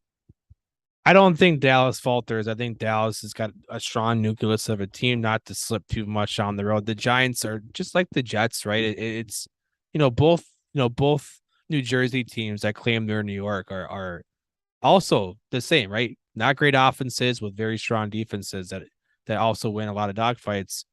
But unlike Minnesota, it's they don't have the offense to carry them in games against stronger opponents. So they're gonna have to play flawlessly on defense against teams like Philly. They already lost to Dallas, so they do have that game in hand already lost. And Seattle's in the same boat, but it's not. I mean, I trust them more on offense than I do, the Giants team. But Giants are also 7-2. Like they should easily, not say easily, but they should get in based on that strong start, even if they do fall a little bit down the stretch. But I trip into it. I also wouldn't be shocked if you told me that they they fucking lose out somehow. I'm just like, I think it's the Giants. They won't.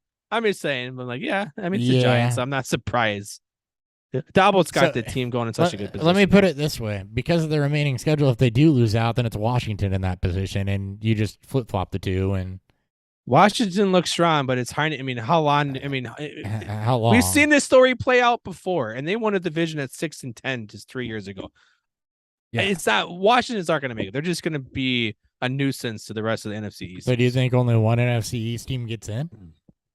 No, I think it'll be 2. I think it'll be New York and Dallas. And I think, as you mentioned, a long-winded story to get back to the point that we talked about. It's between Seattle and the Niners. Well, actually, it should be both of them, right? You got maybe but here's the thing: you got Seattle, the Niners, the Cardinals, the Falcons, Packers for now, all right there too. So that last wild card spot's going to be fun amongst those teams. Arizona, I know you don't like Cliff, but you got Nuke back, you get Marquise Brown back, and all of a sudden that offense is healthy, and their rest of season schedule is not necessarily tough. Niners, Chargers, sure. Patriots, Broncos, depending on if the Broncos turn around. A little tough one against the Bucs, and then Falcons, Niners again. It's not easy, but it's not it's not what I would consider exceptionally difficult either, especially if that offense is at full strength. So I don't think the Cardinals will either. They're,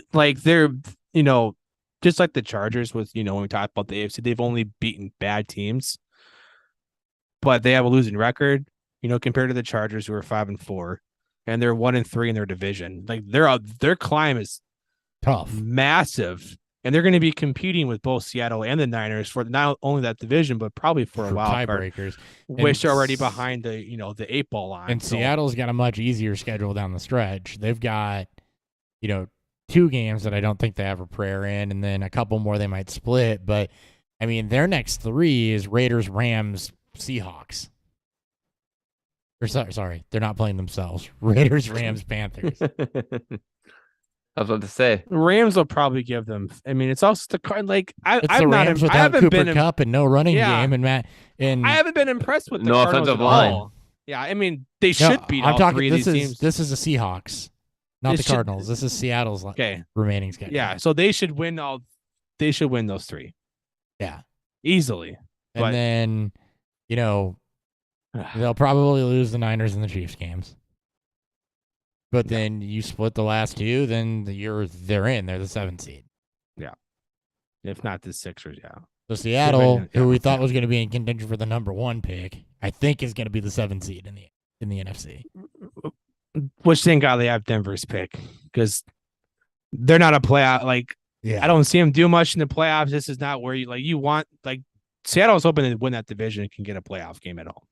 Yep. And then probably lose to the Niners. Be one and done at home, anyways. That's who they'll probably fucking play. Yeah. Derrick Henry ran one in too, so Packers down by 10 in the 4th. Yeah, Watson also got another touchdown.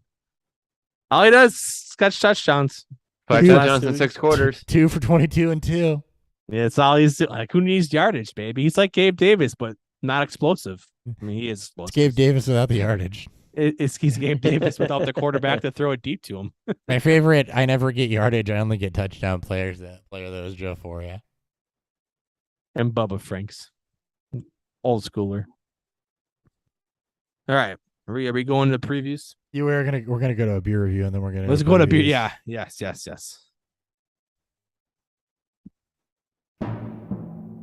Beer review.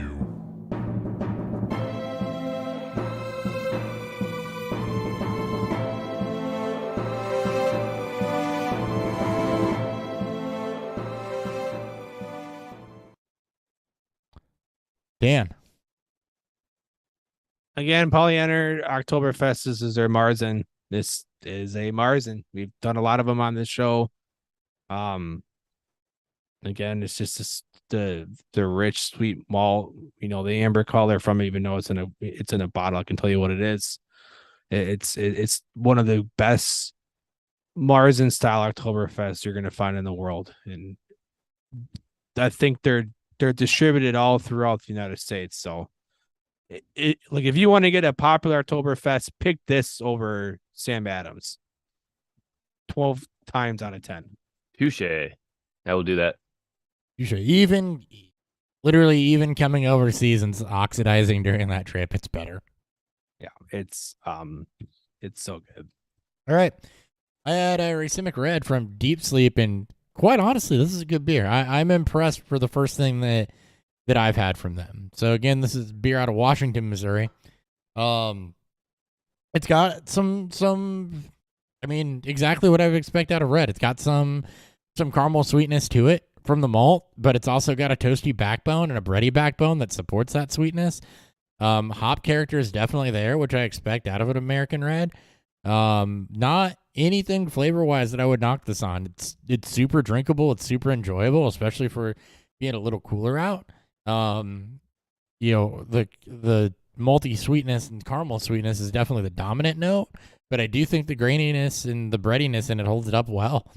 It's a really well-balanced red. It's exactly what I want to drink when I think about a red, is something that has, some sweetness to it, but it doesn't, make your teeth hurt. And this is good job. Ryan? I had Sheboygan Brewing Blueberry Cream Ale, and I was quite surprised. I'm not gonna lie. It was nothing that I expected. I expected it to be like a dessert beer that I wasn't gonna like. Was it more tart? No, actually, I like blueberry a lot, but that's all I tasted was the blueberry. But it wasn't like heavy blueberry. It was very thin. Like you could feel it, like wrap around your tongue in a way. Like it just absorbed it. I was like, wow, this is actually really good from beginning to end. And it wasn't too heavy at all either. Like another thing I was thinking about, probably like most other people who've never had a cream ale will think that it's going to be something that's heavier because just by reading cream. And it absolutely was not that at all. Very light beer. Definitely, like you said, like drinkable, like a Pilsner or a lager, even with a little bit of more of a fruity flavor to it. So I would definitely do this one again. Sweet. Does it say in the can if they use real fruit? It says a light-bodied ale brewed with lactose, sugar, and fermented over blueberries. So It's real over fruit- Oh, fermented.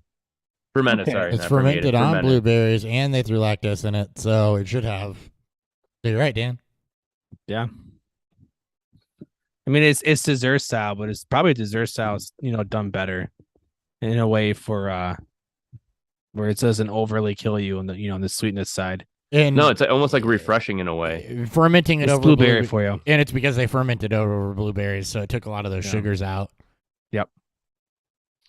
And it's not, and there's no puree or any other fake shit that's going to really sweeten it up. And Right.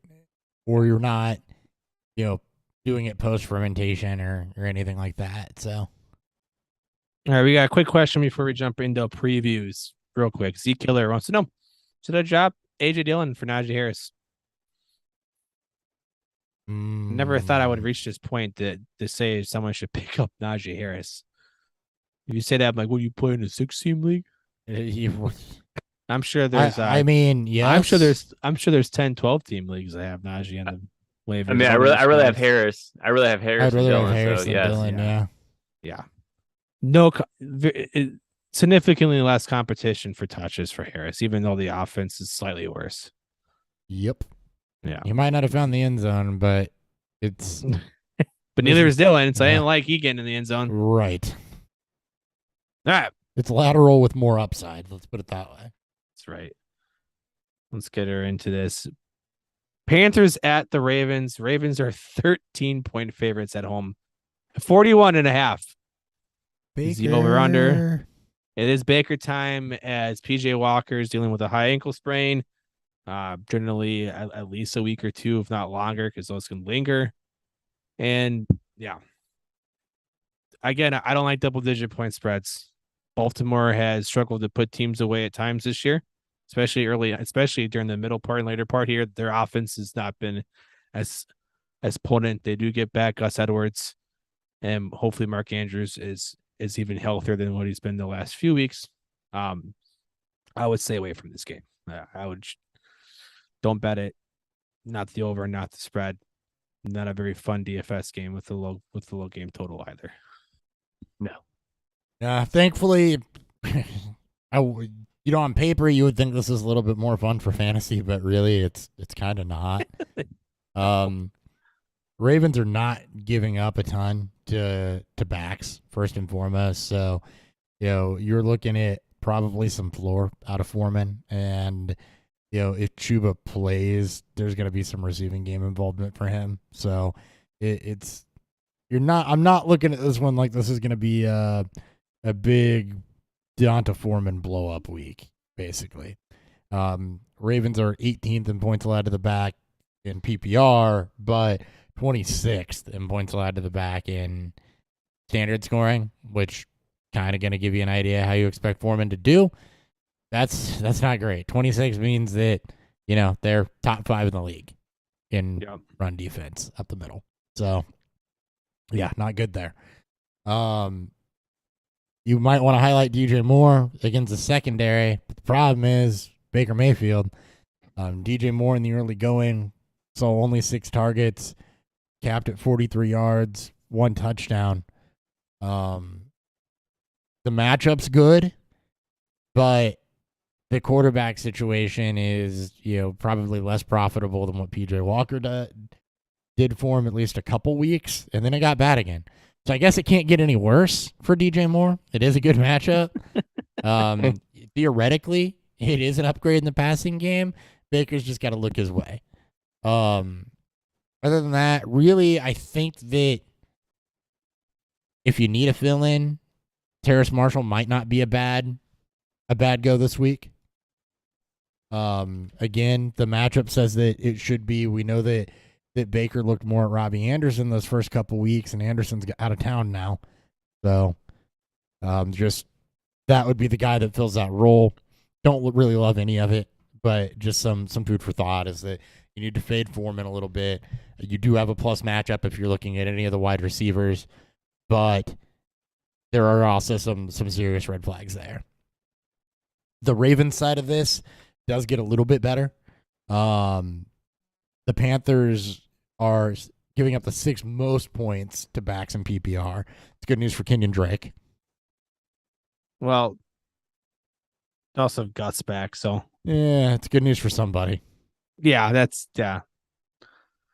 good for the RBs of the team. It might be it could be both, honestly. It could be both. And Lamar, too. Yeah. You very easily could be both. Drake was being good. I don't see him getting totally phased out. We've seen Baltimore go with more than one back. So, the other side of this, Duvernay, you can't really lock that in and trust that. That's more of a YOLO play. Andrews should be back this week, and you're not sitting Mark Andrews. So No. Or Lamar.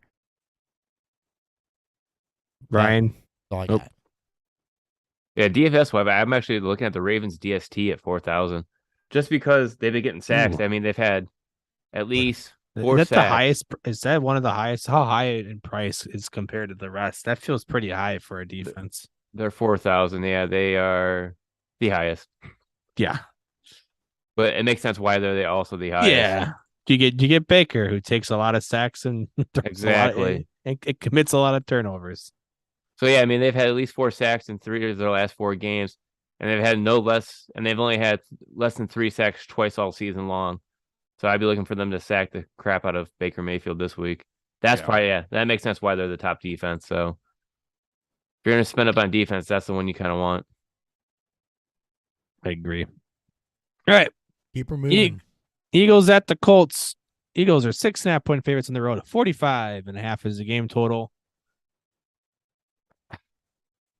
We didn't know who was quarterback. We don't really know what the Colts' decisions are ever really with the Jeff Saturday era, I suppose. But Matt Ryan just won him a game. I don't see him going away from that. I don't see that going away.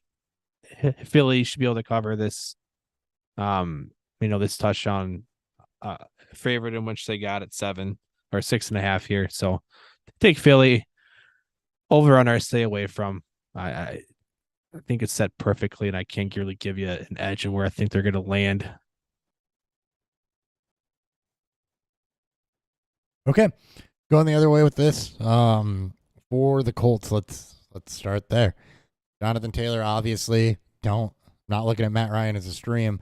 What I am looking at are the wide receivers. Paris Campbell continues to get work, and former teammate Terry McLaurin, who plays in a very similar fashion, just had a really, really good game. So, there's somebody I go kind of all in on in the wide receiver 3 with upside range every week. Last week it was DPJ. I'll have more on him later because now that they're playing at Ford Field, that's also a good one. Paris Campbell's a guy that I'm on. He's been trending up. Mentioned earlier in the show, the last 3 games with Ryan, the target volume has been there. He's also caught 3 touchdowns. So, love Paris Campbell this week. I also think you're going to be fine with Pittman, although the Eagles aren't giving up a ton. It's a floor play. Let's put it that way. Eagles side of the football. I don't think you're going to get a repeat of, the run game kind of having a mad day. So, Miles Sanders has been quietly pretty good this season. You're not going away from that. A.J. Brown did have a rough game. He did come up limping early in that game. So, expect a little bit of a rebound from him. Just 1 reception for 7 yards last week. That's an anomaly. So expect a little bit of a rebound from him. Even Devonta Smith is a fringe too, or a fringe flex, I guess. The other thing to note here that we didn't talk about in the intro is Dallas Goedert. Shit. Yeah, that's also Oh a yeah. big one. He's Whoops. on IR. Yeah, that's a big one too. Goddard going to IR after a tackle by face mask. So, whenever there's an injury, there's an opportunity that opens up for somebody that is going to free up some target volume for either Quez Watkins, or you look at the backup, it's Jack Stoll, who's the backup there, 21 college free agent. So Maybe a little more running back out the backfield. a little more Tyree Jackson, maybe. Potential Tyree. It's more athletic option. Maybe a little more work to set with the backs too. I would pay attention to that for your waiver wire next week, since we don't do a show before that, more than I would run to start anybody. But I would pay attention to that as a waiver train. As you're looking for ways to gain an edge, the two tight end injuries to the former Philly teammates and Ertz and Goddard give you a couple situations to watch to potentially find a differentiator. So if you are looking at a preemptive pickup while people are free, Jack Stoll was the one on the field last week after Goddard went down late. And then for DFS, man, Paris Campbell, $4,300. 43. Yeah. Wow. Give me that. Right. Especially when Slay's gonna be shadowing Pittman. Yeah. Exactly. I love that. Love that. That's Yes, the sir. one I'm in love with this week on that line. All right. Jets at the Patriots. Patriots 3.5-point favorites at home. Ugh. 38.5. It's the game total. Both teams are 5-1 against the spread the past 6 weeks, both on great streaks. This game, Patriots covered this game 2 weeks ago. It was 3-point favorites on the road. I expect the same. I like what the Jets have been doing. This is an ugly game. So I do like the Patriots to cover at home, win this game. And you could probably bet the over. I think they can kind of etch into that. Last time they played 39 game total. Took a couple late Zach Wilson plays to get them there, but take the Patriots in the over. That's all I got. This game should go quick. This game's going to be if you like defensive matchups, because this game is offensively going to be pretty ugly. You can't sit Ramondre Stevenson right now, so that's really the only player in this game I feel remotely comfortable with. The Jets and the Patriots are both near the bottom of the league in fantasy points allowed to wide receiver. The Patriots are the most stingy running back defense for fantasy. So not good news for a Jets team that doesn't have Breece Hall. This is one that is going to be defensive, and outside of Stevenson, I'm fading pretty well everything. Wilson's been Garrett.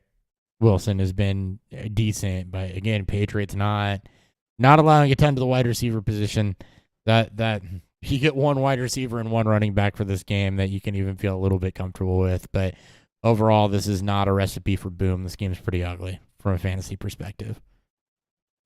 Yeah, this game may be ugly, but for DFS, I'm going back to Jacoby Myers. Last time these two teams met, Myers had 13 targets, finishing with 9 receptions for 60 yards and a touchdown. Good for 21 points. And he was 5,600 at that time, and now at 5,500, throwing it back in the lineup again because he's the true wide receiver one here on this team. Myers. Yeah. You're gonna get Sauce probably on Parker or Bourne on the outside. So this Myers exclusively plays in the slot. So I do like that call. And even a sneaky play too is Garrett Wilson, 4,900, because last time he went 6 for 115. So he's game script proof. Yeah, essentially, he's the only guy that is. He's the only guy that Wilson likes. He has eyes for. Yeah, those are two players I'm willing to play this week on between this slate. Like it. All right, Commanders at. Sorry, go ahead, Hopper. I was just gonna say that's an ugly slate. Yeah. Commanders at the Texans. Commanders 3-point favorites on the road. 40.5 is the game total. Washington is riding a 5-game cover streak. More so, 4-0-1 with a push against Minnesota a couple weeks ago.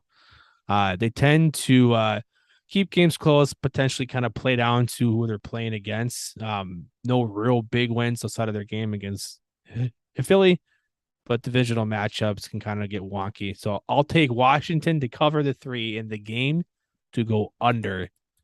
I don't know how Houston scores point. I'm surprised this isn't the lowest. This isn't the lowest game total, to be honest. Big up the middle running backs torch the Texans. The Commanders have one of those.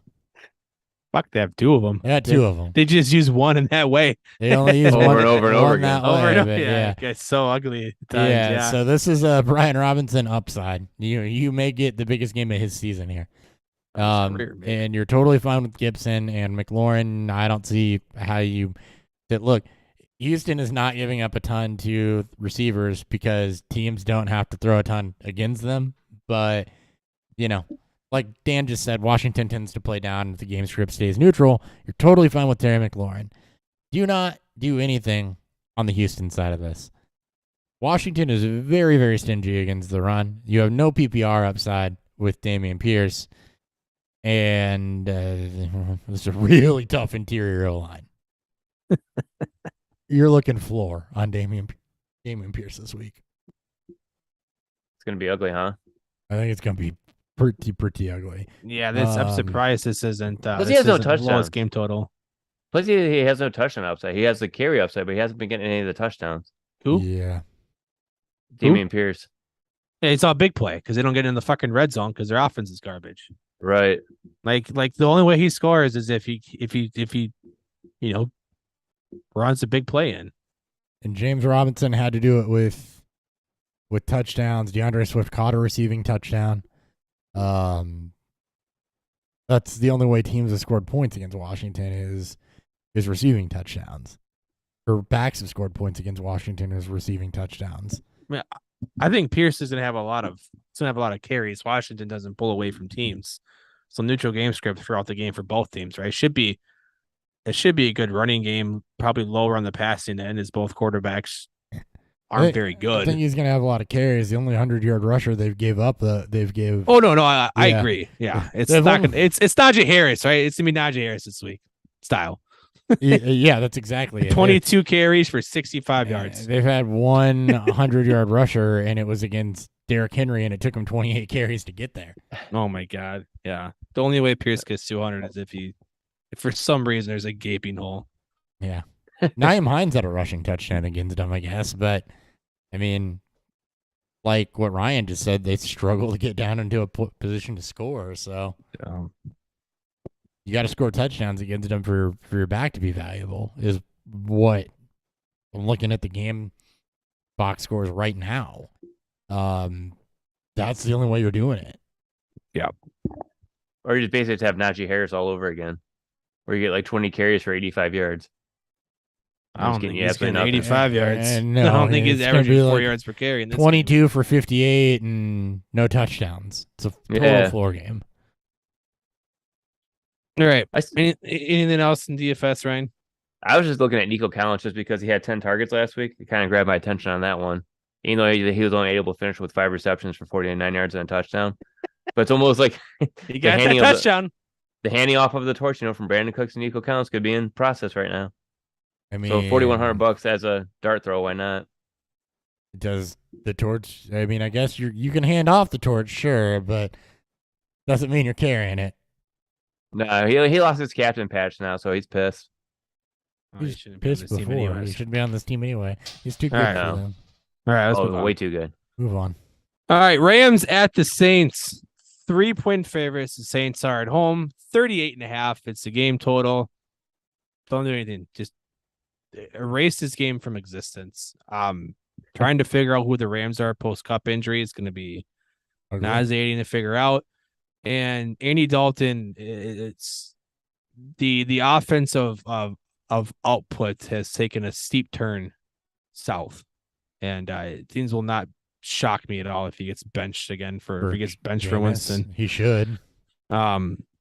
Yeah. So I if anything, you can bet the under if you like to. I don't trust either offense to put up some production. Both both defenses are at least medium or better against both sides or against both facets of the offense. So that's that. This game is ugly. Trying to figure out who the Rams are in a post Cooper Kupp era isn't going to be fun. We joke about Ben Skoranek. I'm not running after that against the Saints. Allen Robinson, there's some worlds where you can play him. We talked about, what those situations are earlier on in the show. He's right around that Ayuk tier. You consider him a wide receiver 3 with a little bit of upside this week, I think. Your biggest beneficiary, honestly, I think from this might be Tyler Higbee. I mean, he also has to catch the football when he gets it thrown to him. He was 8 for 8 for 73 yards last week. He caught them all. No, that's honestly shocking to me. He caught all of his targets because he's not very good at catching the football. First useful game in 4 weeks. So, but I do think that Higbee probably could be the biggest beneficiary of no Kupp. We saw him heavily targeted earlier, and then there was kind of a shift off of that, probably because the Rams weren't scoring points. They're still not scoring points, though. Somebody's got to catch footballs. I'm kind of looking Higbee for that. I don't want anything else from the Rams. We don't know what that running game is other than crap right now. I'm not chasing any of the secondary receiving options in Skoranek or Van Jefferson or any of the guys that, have had the opportunity to step up and do something before and haven't done it. Robinson's the proven commodity. He's a 3 with a little bit of upside in Higbee. Saints side of this. Dan, as you just mentioned, offensive downturn. Biggest guy to suffer from that offensive downturn is Chris Olave. He had a really, really good 4-week stretch in there. Actually, a pretty good 5-week stretch in there. But over the last 3 weeks, no touchdowns, hasn't hit double-digit targets, and 71 yards is the high water mark. So you're still fine with him he's probably a 2 with upside. Just want to throw that caveat out there of the upside that, we considered a breakout earlier in the year that made him a must start. That's evaporated the last 3 weeks. He's still in, okay territory from a reception standpoint in PPR, but just be wary about that in half PPR or if you somehow still play in a standard scoring league. And then Kamara. Juwan Jennings, yep. Tight end. Jennings. I actually picked him up. Gonna have to start him somewhere. So he's going to be the touchdowns apparently. Oh no, Juwan Johnson, not Jennings. Johnson. Yeah, Johnson. I'm sorry, Juwan Johnson. Juwan Jennings is the wide receiver for some fucking team right now. I think it's San Francisco. I think I have him. Yes, San Fran. Juwan Johnson. Juwan something. He's a tight end 8. God, it's so tight ends is so bad. I love it. He's got 4 touchdowns in the season. I know. Ryan DFS calls. 3 of them. Juwan Johnson, man. Yes. $3,100 over Tyler Higbee, who's at 4,000. So you just lost Goddard. Lost Goddard. You might as well. And the point is, like we've been talking about Ben Skoranek and making fun of it, but he actually led the team in targets last week with 7. Higbee had 8. Did he have 8? Yeah, I just looked at it. I don't know. That. 8 for 8. Awkward. Right. So he led the wide receivers. He led the wide receivers. Yeah, I literally not pass catchers. I literally just talked about Higbee having 8 targets. Ryan clearly wasn't paying attention. Dan even said he's got to catch something, and I said he just went 8 for 8. I'm still shocked. I remember now from that. It's kicking in. Whoops. It's fine. Bad. This game doesn't fucking matter. That's probably why. The next game does though. But it depends on what you're going by for next game, right? Dan's this next game would not matter as much. I have Lions at the Giants. Giants 3-point favorites at home. 44.5 is the game total. Vegas just doesn't love to give Giants bigger spreads against teams they should beat by more than 3 points. I'm just gonna go. No, I don't, because they're also been very weird. Giants are also 5-1 the past 6 weeks against the spread. and Detroit is in this kind of spiral of they can score a bunch of points against bad defenses, and then they're a shell of their offense, or a shell of themselves against a good one. Giants have a good enough defense. Giants at home, -3 and the under. I'd be shocked if Detroit even gets the 20 points this week. I won't be shocked, but Detroit's a fun offense, though. they're fun offense against defenses like Miami and Minnesota and Chicago. Against New England, no points. Against Dallas, Yeah. 6 points. Against Green Bay, they got 15 and won the People were game. banged up. Hater. I mean, hey, I'm all for offensive fun. It's it's what they're good at scoring points. But if anyone's still listening and they're taking betting advice on this game, and for some reason they're listening to me, Giants in the under. You know what? Last 3 games, Giants have had a 15-plus point receiver. That's Amon-Ra St. Brown. Allowed a 15-plus point PPR receiver. Okay. It's Amon-Ra St. Brown this week. Is what I'm going with. That's the story I'm telling myself. The story I'm also telling myself and you guys is that DeAndre Swift is going to return to more of a normal workload. God, I hope so. Since he's practicing in full, and they're going to need it. That all goes without saying. On the Giants side, I don't know how they score points. I have no idea how they win games because I have no idea how they score points. So, Saquon Barkley? Question mark? I mean, how Yes, you're playing them. are He's the the number one Giants- running back right now. Darius Slayton was 3 for 95 and won last. Like, Oh, he had that 54-yard touchdown. who leads the Giants in targets? Offhand. Y'all know? No, I don't. Is it Daniel? Is it Barkley? It's How do you think it is? It's Barkley by 12. Yeah.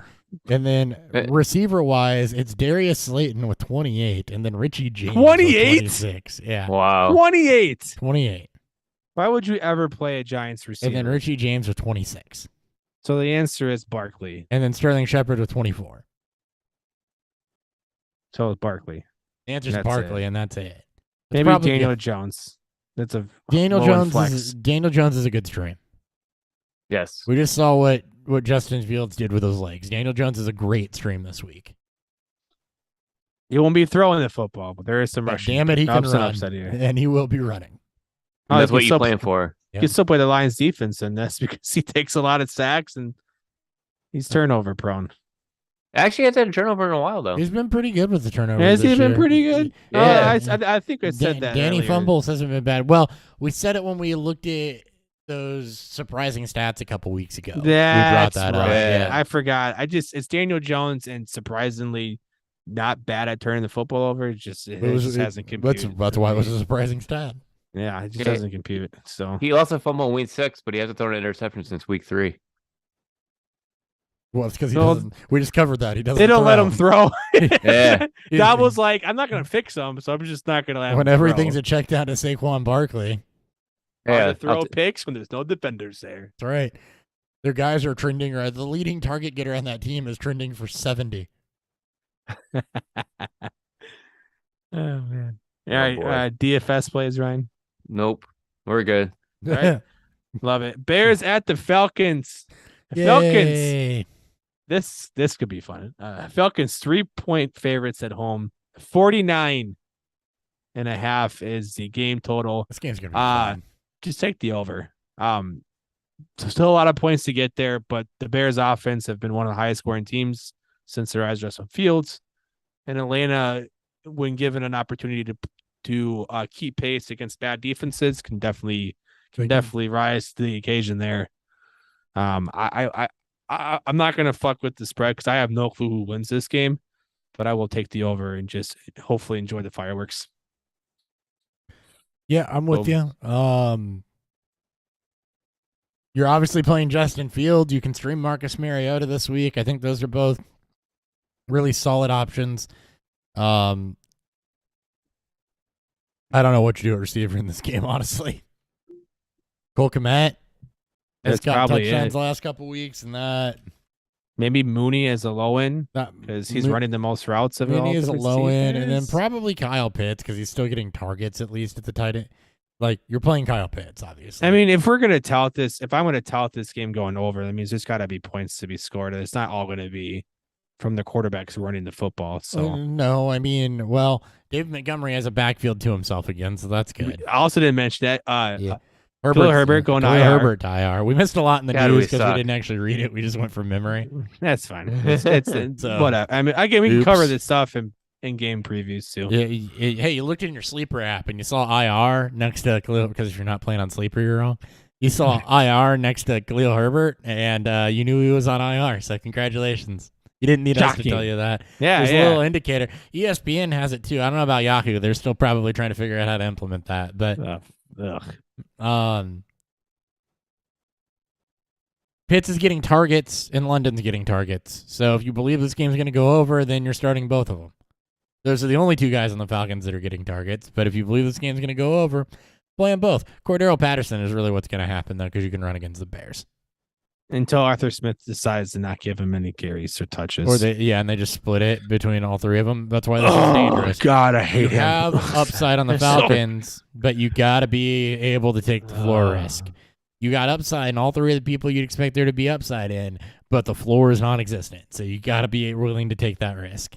It's literally the quarterbacks only, and maybe Montgomery are the only No, well, I guess Komet with the rise of the offense increasing with is Fields, but touchdown wise, he's got yeah, he's got 5 touchdowns in 3 weeks. It's also a tight end. I mean, that's pretty much what we bank on Actually, if it's not His, a volume tight end. his receiving work's gone up the last 3 weeks too. They've figured something out here, and it's Cole Kmet. They're literally modeling the Baltimore offense, and Cole Kmet the last 3 weeks, his targets have gone 2, 6, and 7.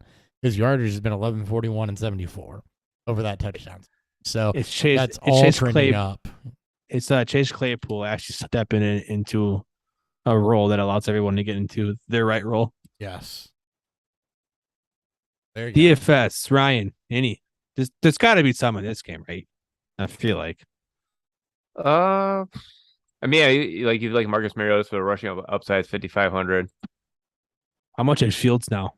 Given his insane performances the last 5 weeks. He's moved up. He's way up. He's up to 7,600 now. So he's more than Oh my God. yeah. I mean, he's He a went from- running back. Effectively. from- Dorian. He went over the last 3 weeks. He went from 5,300 to 6,500 to 7,600 now. It's probably still too low. Well, I was writing him up in like my article all the time when he was in the 5,000s, and then once he jumped, I'm like, nope, I'm done with him. You can run naked. I mean, Yeah. you're the bargain bin guy. Yeah, I You mean, I can still like run a Darnell big- Mooney. Darnell Mooney, because if AJ Terrell's still out, that would be huge for Mooney. But Terrell, wouldn't he be on Claypool if it's to play though? I think he'd be more on Mooney. I think you'd probably play Claypool. I mean, I'm not sure. I think Terrell is a big shadow too, so I'm not. I mean, I would expect a bigger outside guy. Either way, I agree with Mooney regardless because Yeah, I think Claypool's not he's- a bad value either. He's at 4,800 also. got to run more. He got to run more routes. And Kyle Right. Pitts just keeps falling. He's at 4,400. Fuck you, Arthur Smith. All right. Browns at the Bills. Bills are 8.5 point favorites at the neutral Ford Dome. 49.5 is the game total.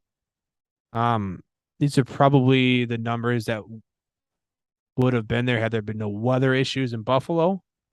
So I don't see much to change at this point if they haven't already changed, since the announcement this afternoon.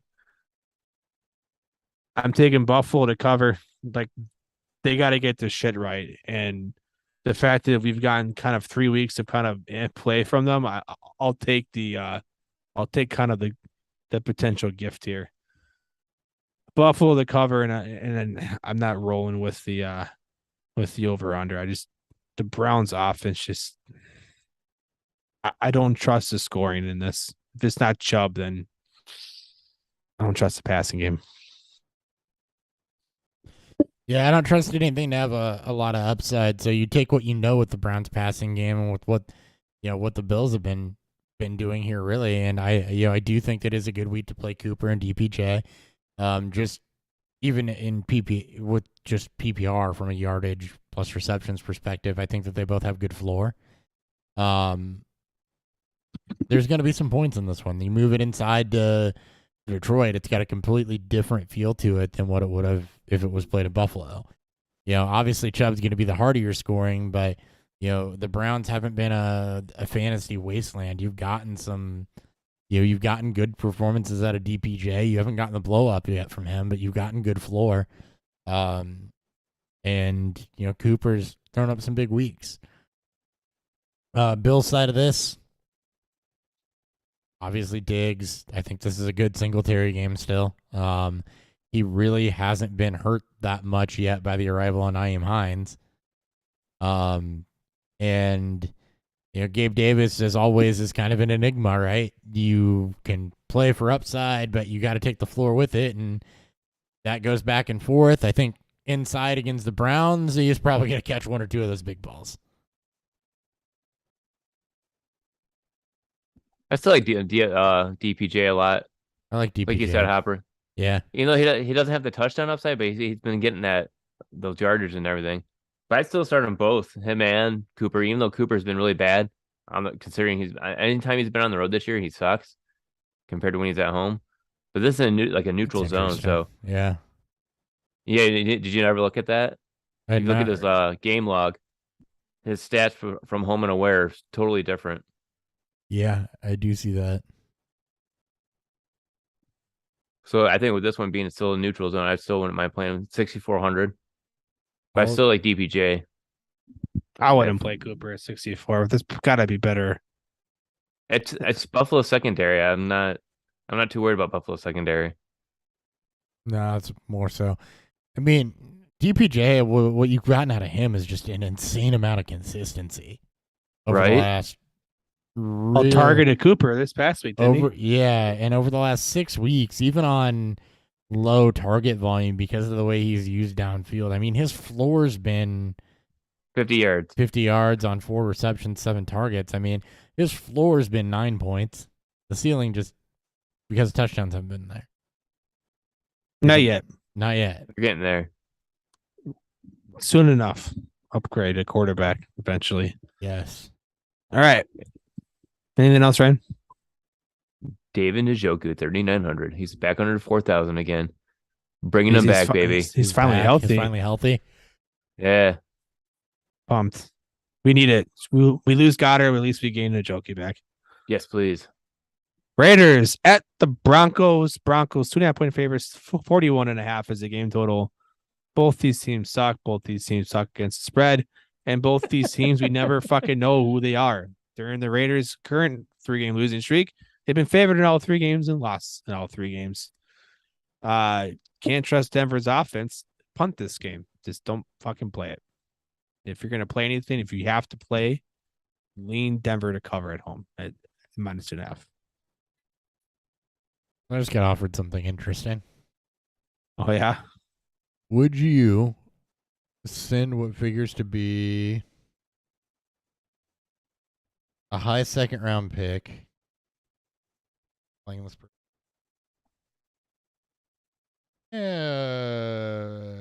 Moderately high 2nd round pick, kind of in the mid to high 2nd round pick for Rachaad White if you're a rebuilding team.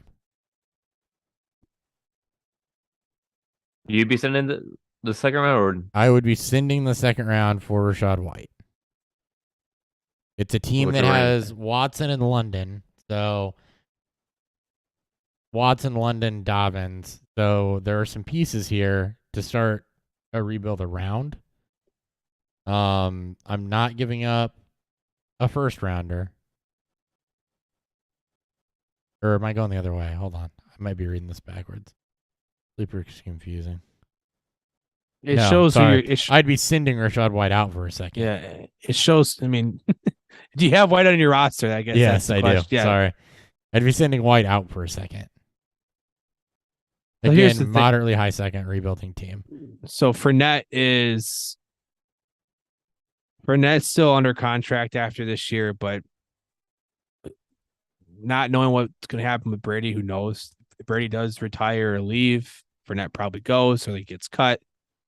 White gets the backfield to himself, but massive downgrade at quarterback, massive downgrade in offensive output potential. 23 years old. I think I would. You don't have to make the move now, right? Like Right. this is in dynasty, so I mean, There's a I don't have trade deadline in this dynasty league. yeah, but I'm sure when it opens back up at the end of the playoffs, right? Yeah, but you can't guarantee that deal is going to be there at the end of the playoffs either. Well, sure, but it could increase or not. I would probably lean to pick. As much as I love White, his situation is dire and he's not young. We'll go ahead and accept that because I think you're right.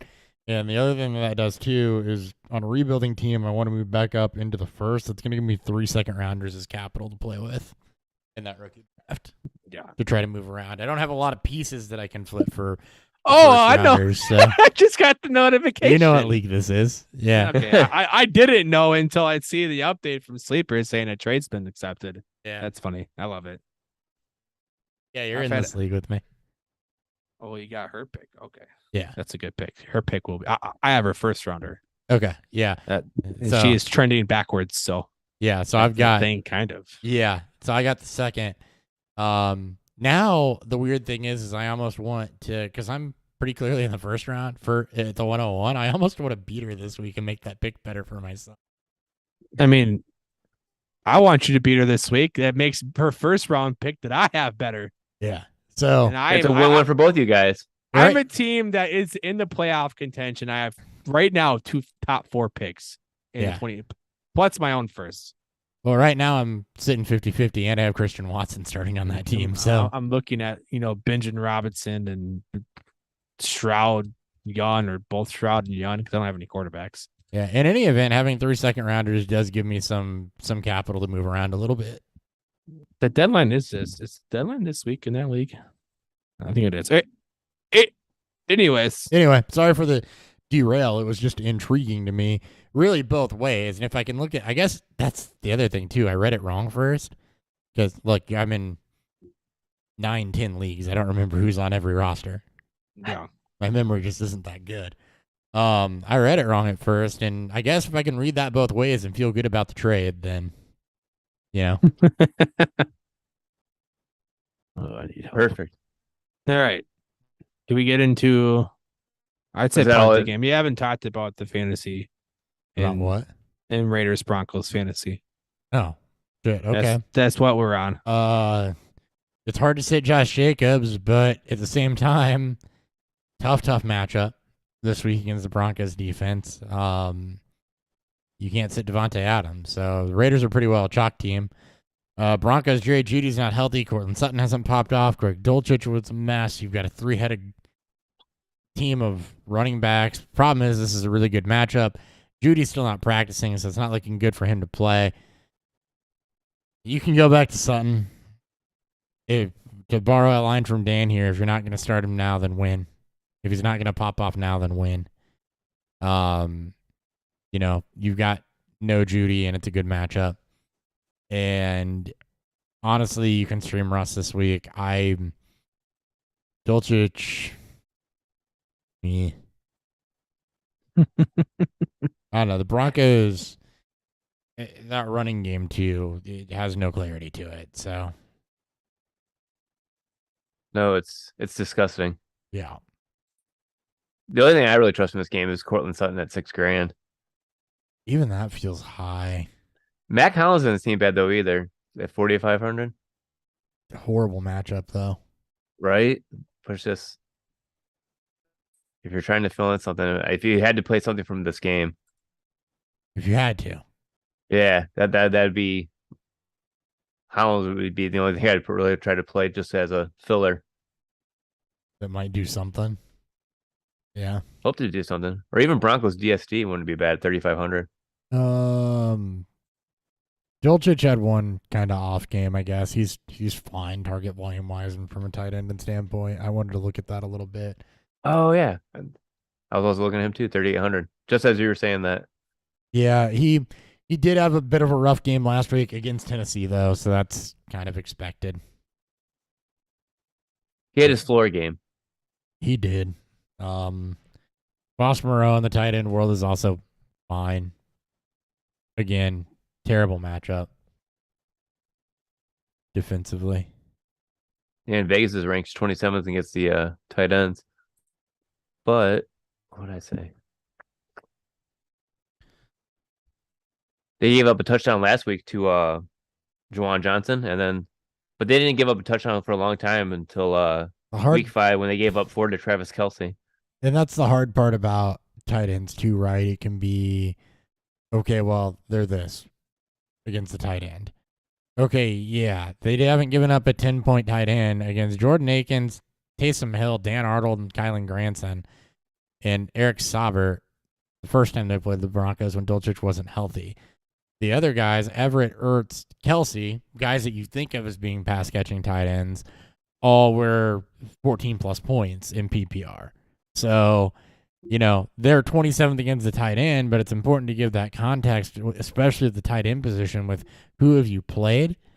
And they look good because they had a Broncos tight end room that didn't have anybody healthy, so they were playing Eric Saubert, and then 4 teams that don't utilize the tight end that much. Right. I always search that a lot, especially when it comes to touchdown flukes. Yeah. And that's where and that touchdown spike from Kelsey is what really brought him down. It actually shows his pretty neutral game script matchup on FF today. Oh, really? For Dulcich, yeah. Interesting. Again, it's because when Vegas hasn't given up points to the tight end, it's been nothing burgers of tight ends, and they have given up points to the guys that should score points. Right. Hey, Dallas Goedert had a good game. Or not Dallas Goedert. Yeah, Dallas Goedert had a good game against him. He's the GOAT. I'm just kidding. But not really. But Goddard had a good game against Vegas? Oh, nope, never mind. Goddard didn't play. So I don't think they haven't the Raiders played. this year. Ertz had a good game against Vegas. That's what I was thinking. I'll give you the connection. Sorry. I'll give you the connection. they both played in Philly, and then one goes the other side. You still get them confused, even though they haven't played on the same team in 3 years. Yeah. It's almost 11:30 here, so Yeah, let's keep going. Oh, we ready? yes. Cowboys at the Vikings. I figured you'd stop us when you'd had enough. I'm just letting you guys. I'm looking at the box score of the Titans and Packers game is staring at Traylon Burks over 25% target share. You didn't. I don't know. Maybe you wanted a lot more Greg Dulcich talk. Yeah, I wasn't listening. We're good. I mean, the listeners probably were. But. Damn. Cowboys at. Yeah, I know. Cowboys at the Vikings. Cowboys 1.5 point favorites on the road. 47.5. It's the game total. One of those spreads that make you go, what? Huh? Dallas is a better team on paper. Minnesota's just playing out of their world with these type of 1-score games, which is what this game figures to be. I'll take the Vikings money line. If you want to bet the spread and get a little extra, that's fine. And I would take the over. Dallas has a strong defense, strong team overall. Minnesota can definitely keep up and push pace. You have 2 better than average quarterbacks going at it. Great receivers. This should be probably game of the week. It should be a fun high. It should be on paper, in theory, a high scoring game. So I'll take Minnesota to win and the over.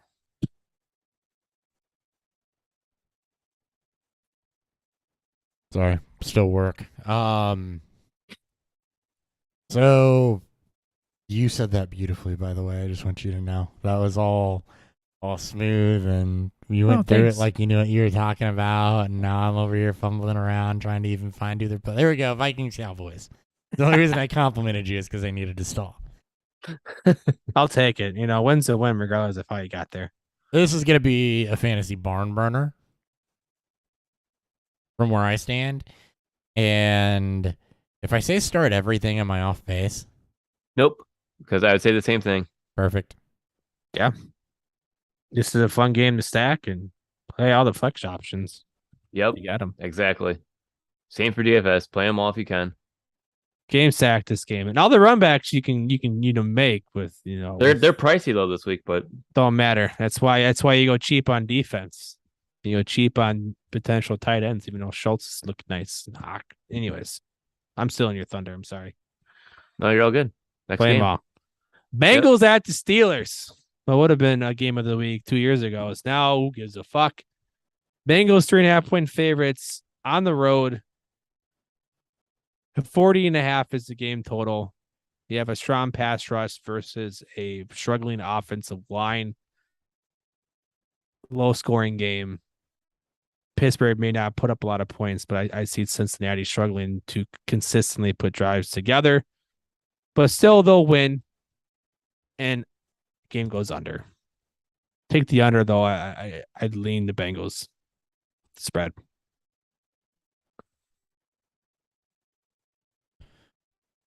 A great matchup for the Bengals. We did see the Steelers get TJ Watt back, though. We do know that Cincinnati's offensive line is a complete liability. But look, it's a solid matchup. That hurts the passer. That hurts Joe Burrow more than anything else. Mix in, you had the huge game before the bye. So I think that you can chase that in this matchup absolutely. You're fine with Higgins. The Steelers secondary hasn't really been a threat, but you do got to be aware a little bit of Watt back and being able to wreck the game for Burrow. So pay some attention to that. Steelers defense can turn up the intensity, especially on the pass game if they want to. And it's a divisional opponent. Yeah, And for go ahead. what it's worth, week 2. For what it's worth, week 2, they beat them. Or not week 2, week 1. I think it was opening Yeah, but that's opening game of the year. Had Trubisky. Well, no, I know. That's why I said for what it's worth. The game went under too. Deontay Johnson continues to get target volume, but he continues to have absolutely no upside, no touchdowns. High water mark on yardage is 84 all the way back in week 3. The guy that does have upside in touchdown upside is Pickens, but it's been a little up and down for him. I do think this can be an up game though. Early in the season, again, was all the way back week 1.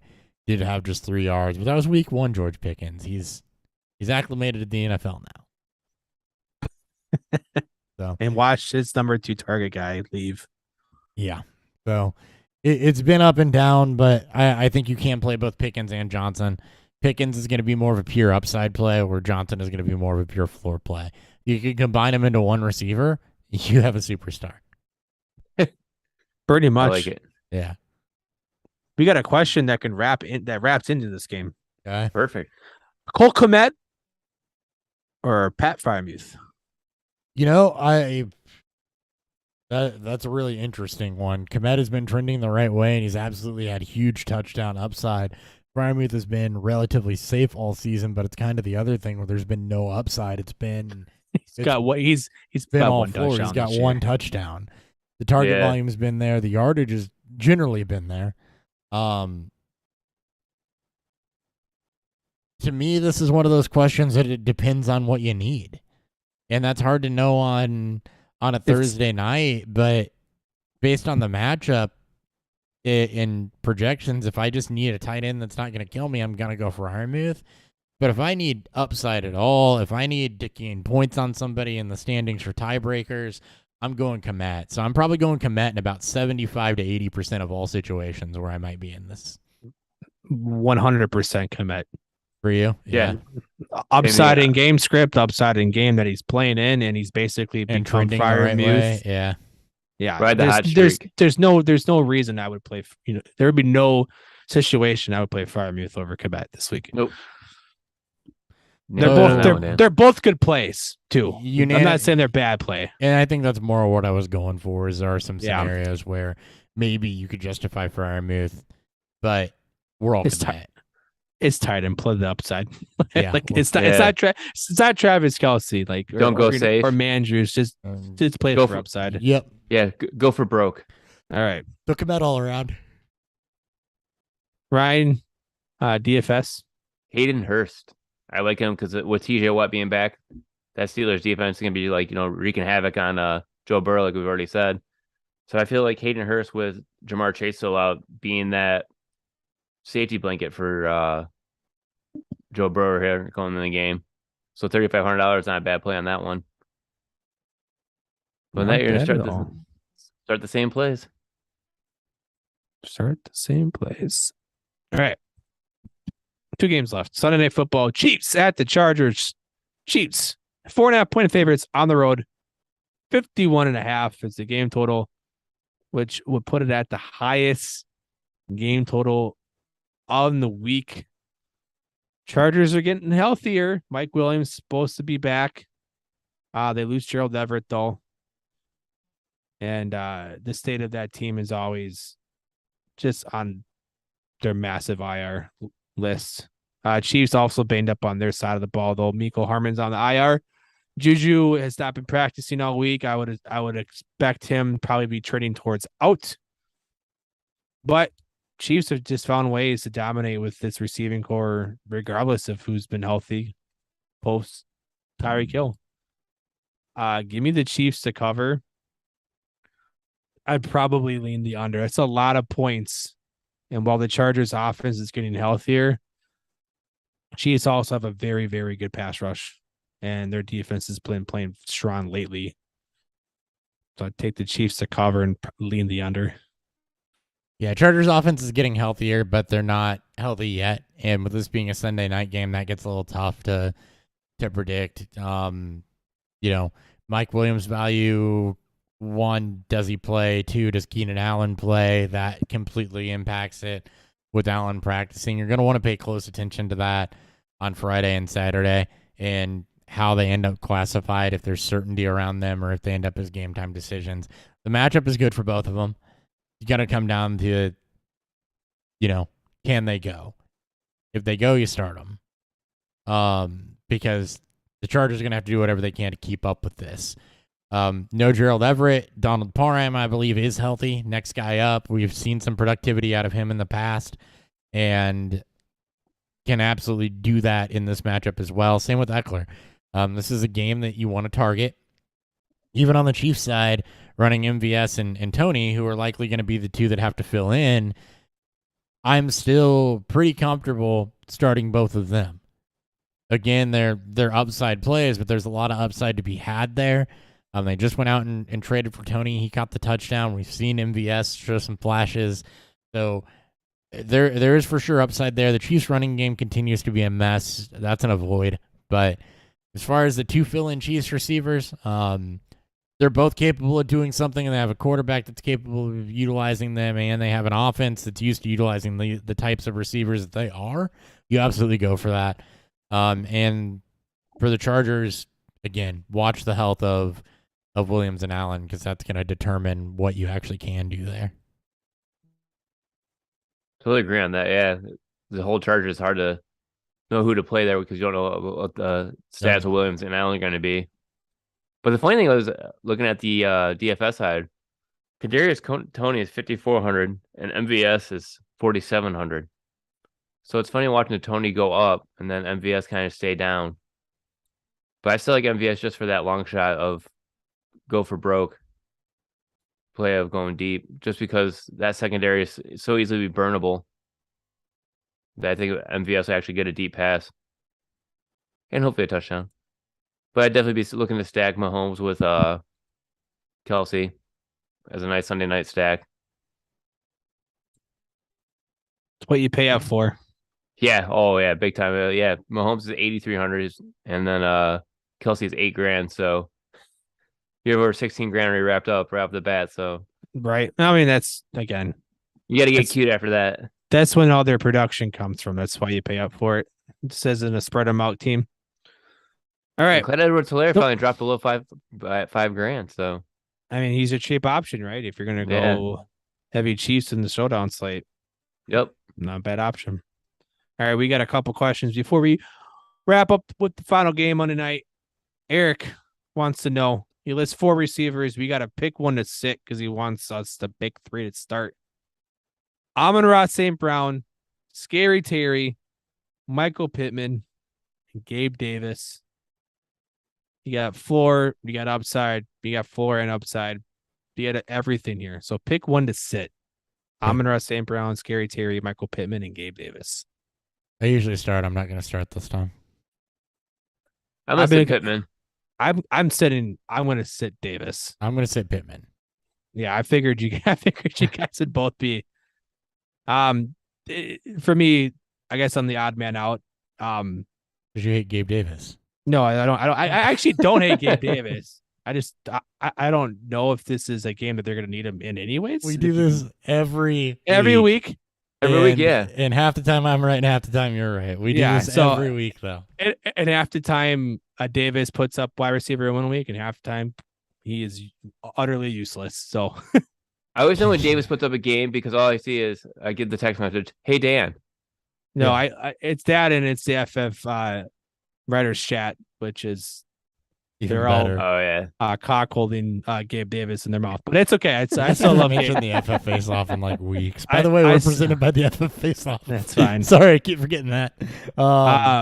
The show says play Davis over Pittman, so that's the consensus that we're gonna go. Hey, half the time Davis gives you a wide receiver That's I 1 just said week, he's a 1 and or a wide receiver 8. You know how many times Michael Pittman's given you a wide receiver 1 week in the last 4 weeks? And you know how many times he's given you not a wide receiver 50 or worse week? Well, to be a wide receiver 50, you had. I don't think Gabe Davis has been a wide receiver 50. Yes, he has. He's finished in weeks. A wide receiver 50 or the wide receiver 50. There's Like a difference in those two things. Well, he's finished as a wide receiver 4 or 5 in terms of your top. If you're Yeah, I was gonna say if you finish as a wide actually receiver finished 50, worse than you're that. way He's down finished- there. You are way down there. I mean, he's finished as the wide receiver 86. I think I saw 1 week. Yeah, But He's got floor, but he's got massive boom. so did Michael Pittman. Pittman 3 for 31 week, but his lowest is Yeah. He's got some. It's been better. he's. I feel more. I mean, again, it's the argument of floor versus upside. I suppose. Give me the upside. Yep. Exactly. That's where I'm at. I think Pittman's got upside still, even though I think he's going to get shadowed by Slay. So. 9 for 7 for between 50 and 65 yards, no touchdowns. Count it. In a game that Matt Ryan, we had no clue he was going to play or not. So Why do you not know if Matt Ryan's going to play? He played last week and won. Last week we Yeah. didn't know that he was going to play last week. That's what I'm He's saying. gonna play again. He's We going were to play told again. it's- Yeah. No, I'm saying last week we didn't know that he was going to play, and he still put up 9 targets. Not Pittman, but we didn't know that Matt Ryan was going to play last week. We didn't know. Oh, Pittman probably knew. I would hope so. I mean, Doesn't matter what we know. Anyways, all right. Yes, Gabe Davis. sure. Yep. Yeah, here comes the questions. More questions. That's Drake, because this is a Thursday night game. Just it's over with. Remember the degenerate's still up. Yep. Kenyon Drake or DeAndre Swift? Lift. Swift. Okay. Sweep it. I need to start 2 full PPR. Kadarius Tony, DJ Moore, or Michael Pittman. Pick one to sit. Pick one to sit. Tony Moore or Pittman. Wow, that's a lot closer. Yeah. I'm stuck between Moore and Pittman on who to sit. I'm gonna sit Moore because he's the most likely to give you a total straight freaking goose egg. That is very true. The issue with Moore is that we talked about this earlier. Theoretically, you think Baker's going to be an upgrade, but the first 3 games with Baker, you didn't get a lot out of DJ Moore. You got like 6 targets and 43 yards, 1 touchdown over that 3-week stretch. Chiefs are banged up in what should be a matchup where they can score points. Tony did have the touchdown last week. He's still familiarizing himself with the offense. We know he can be dynamic. We know the Chiefs can use that type of playmaker. And we just talked about the floor that Michael Pittman has. I don't want to risk, if I'm in that scenario, I don't want to risk the floor falling out of DJ Moore. Because when it's been bad for him, it's been bad. I really want to say sit Tony, but he is DJ Moore in a better offense. I mean, he's not DJ Moore, but that's the floors. Yeah. I mean, Tony got more production on only running 15 snaps last week It's freaking nuts. on a new team coming back from injury. Like I don't love Tony, but This looks is where we're better. at with DJ Moore. This is just where we're at. Mhm. And it doesn't matter who the quarterback is. Like he can't overcome this. That's how bad No. it is in Carolina. So we're all in collective and sitting DJ Moore. Yeah. Okay, play Tony and Pittman, Adam. Cam Cummings wants to know standard scoring. Going way back. Darius Slayton or Nico Collins? Collins for me. Death. Just because of the target share he got last week. I'll take death. I'll take DJ Moore. No, I'm going Slayton. I'll go for the I'll go for the slight upside. Don't with make no me PPR. tie break this one. Please. Don't make me tie break. Okay, I'm going Slayton. Slayton's Okay. to show. Ryan likes Collins. I don't love either play, but at least I'll lean. No, I guess big play that's potential. Why I said because that, but they're playing the freaking Lions. So give me the matchup. Anyways, all right, that's it for that. Thank you for the question. I'm not thank you for questions. But last game, Niners at the Cardinals. Niners are 8.5-point favorites. 43.5 is the game total. Probably a little mixture of not knowing if Kyler is going to play or not, and the fact that the Cardinals offense has kind of been a little up and down. Cliff's gonna take care of us. He's gonna name a starter before Oh, Monday thanks, night. Cliff. And yet he'll still disappoint like he always does. Hater. I know. He makes it so easy. After 5 years, I'm figuring this out about you. Once you decide you hate somebody, you don't really come off of that, do you? Gabe Davis, Cliff Kingsbury. See, the funny part is I've never really been a fan of Cliff's. You're right there. I've don't hate Davis. I picked the side when the fucking community decided to split him. That's why he's Santa Claus. He gives everyone the gift. Hey, of I have being been correct. nothing but realistic about Gabe Davis. I just choose to like the upside more. You are I acknowledge one of the few. I acknowledge the downsides there. You I are the just very choose to you like are the one of the upside. very few Davis truthers this year that are actually reasonable about Gabe Davis. He's Will Fuller. Oh, yeah. Modern day Will Fuller. Will Fuller even had better floor than him when he was healthy. Will Fuller didn't have I've a never floor. seen a player like Gabe Davis. I've never seen this much discrepancy. Yes, you have. Who? It wasn't Will Fuller because when he's healthy, he was productive. Deshaun Jackson in his Everything of later Deshaun years. Jackson, but yeah, that's his later years. I mean, this is Gabe Davis's healthy prime. Was he still a player? Did you see him? Some days. Some days. By the way, Deshaun Jackson's still in the league and is on the I know he's Rams. with Baltimore. Yeah, he's with the Rams. No, he should No, be with he's Baltimore, isn't he? Sorry. He's wearing Yeah. a Rams jersey in his picture. That's what threw me off.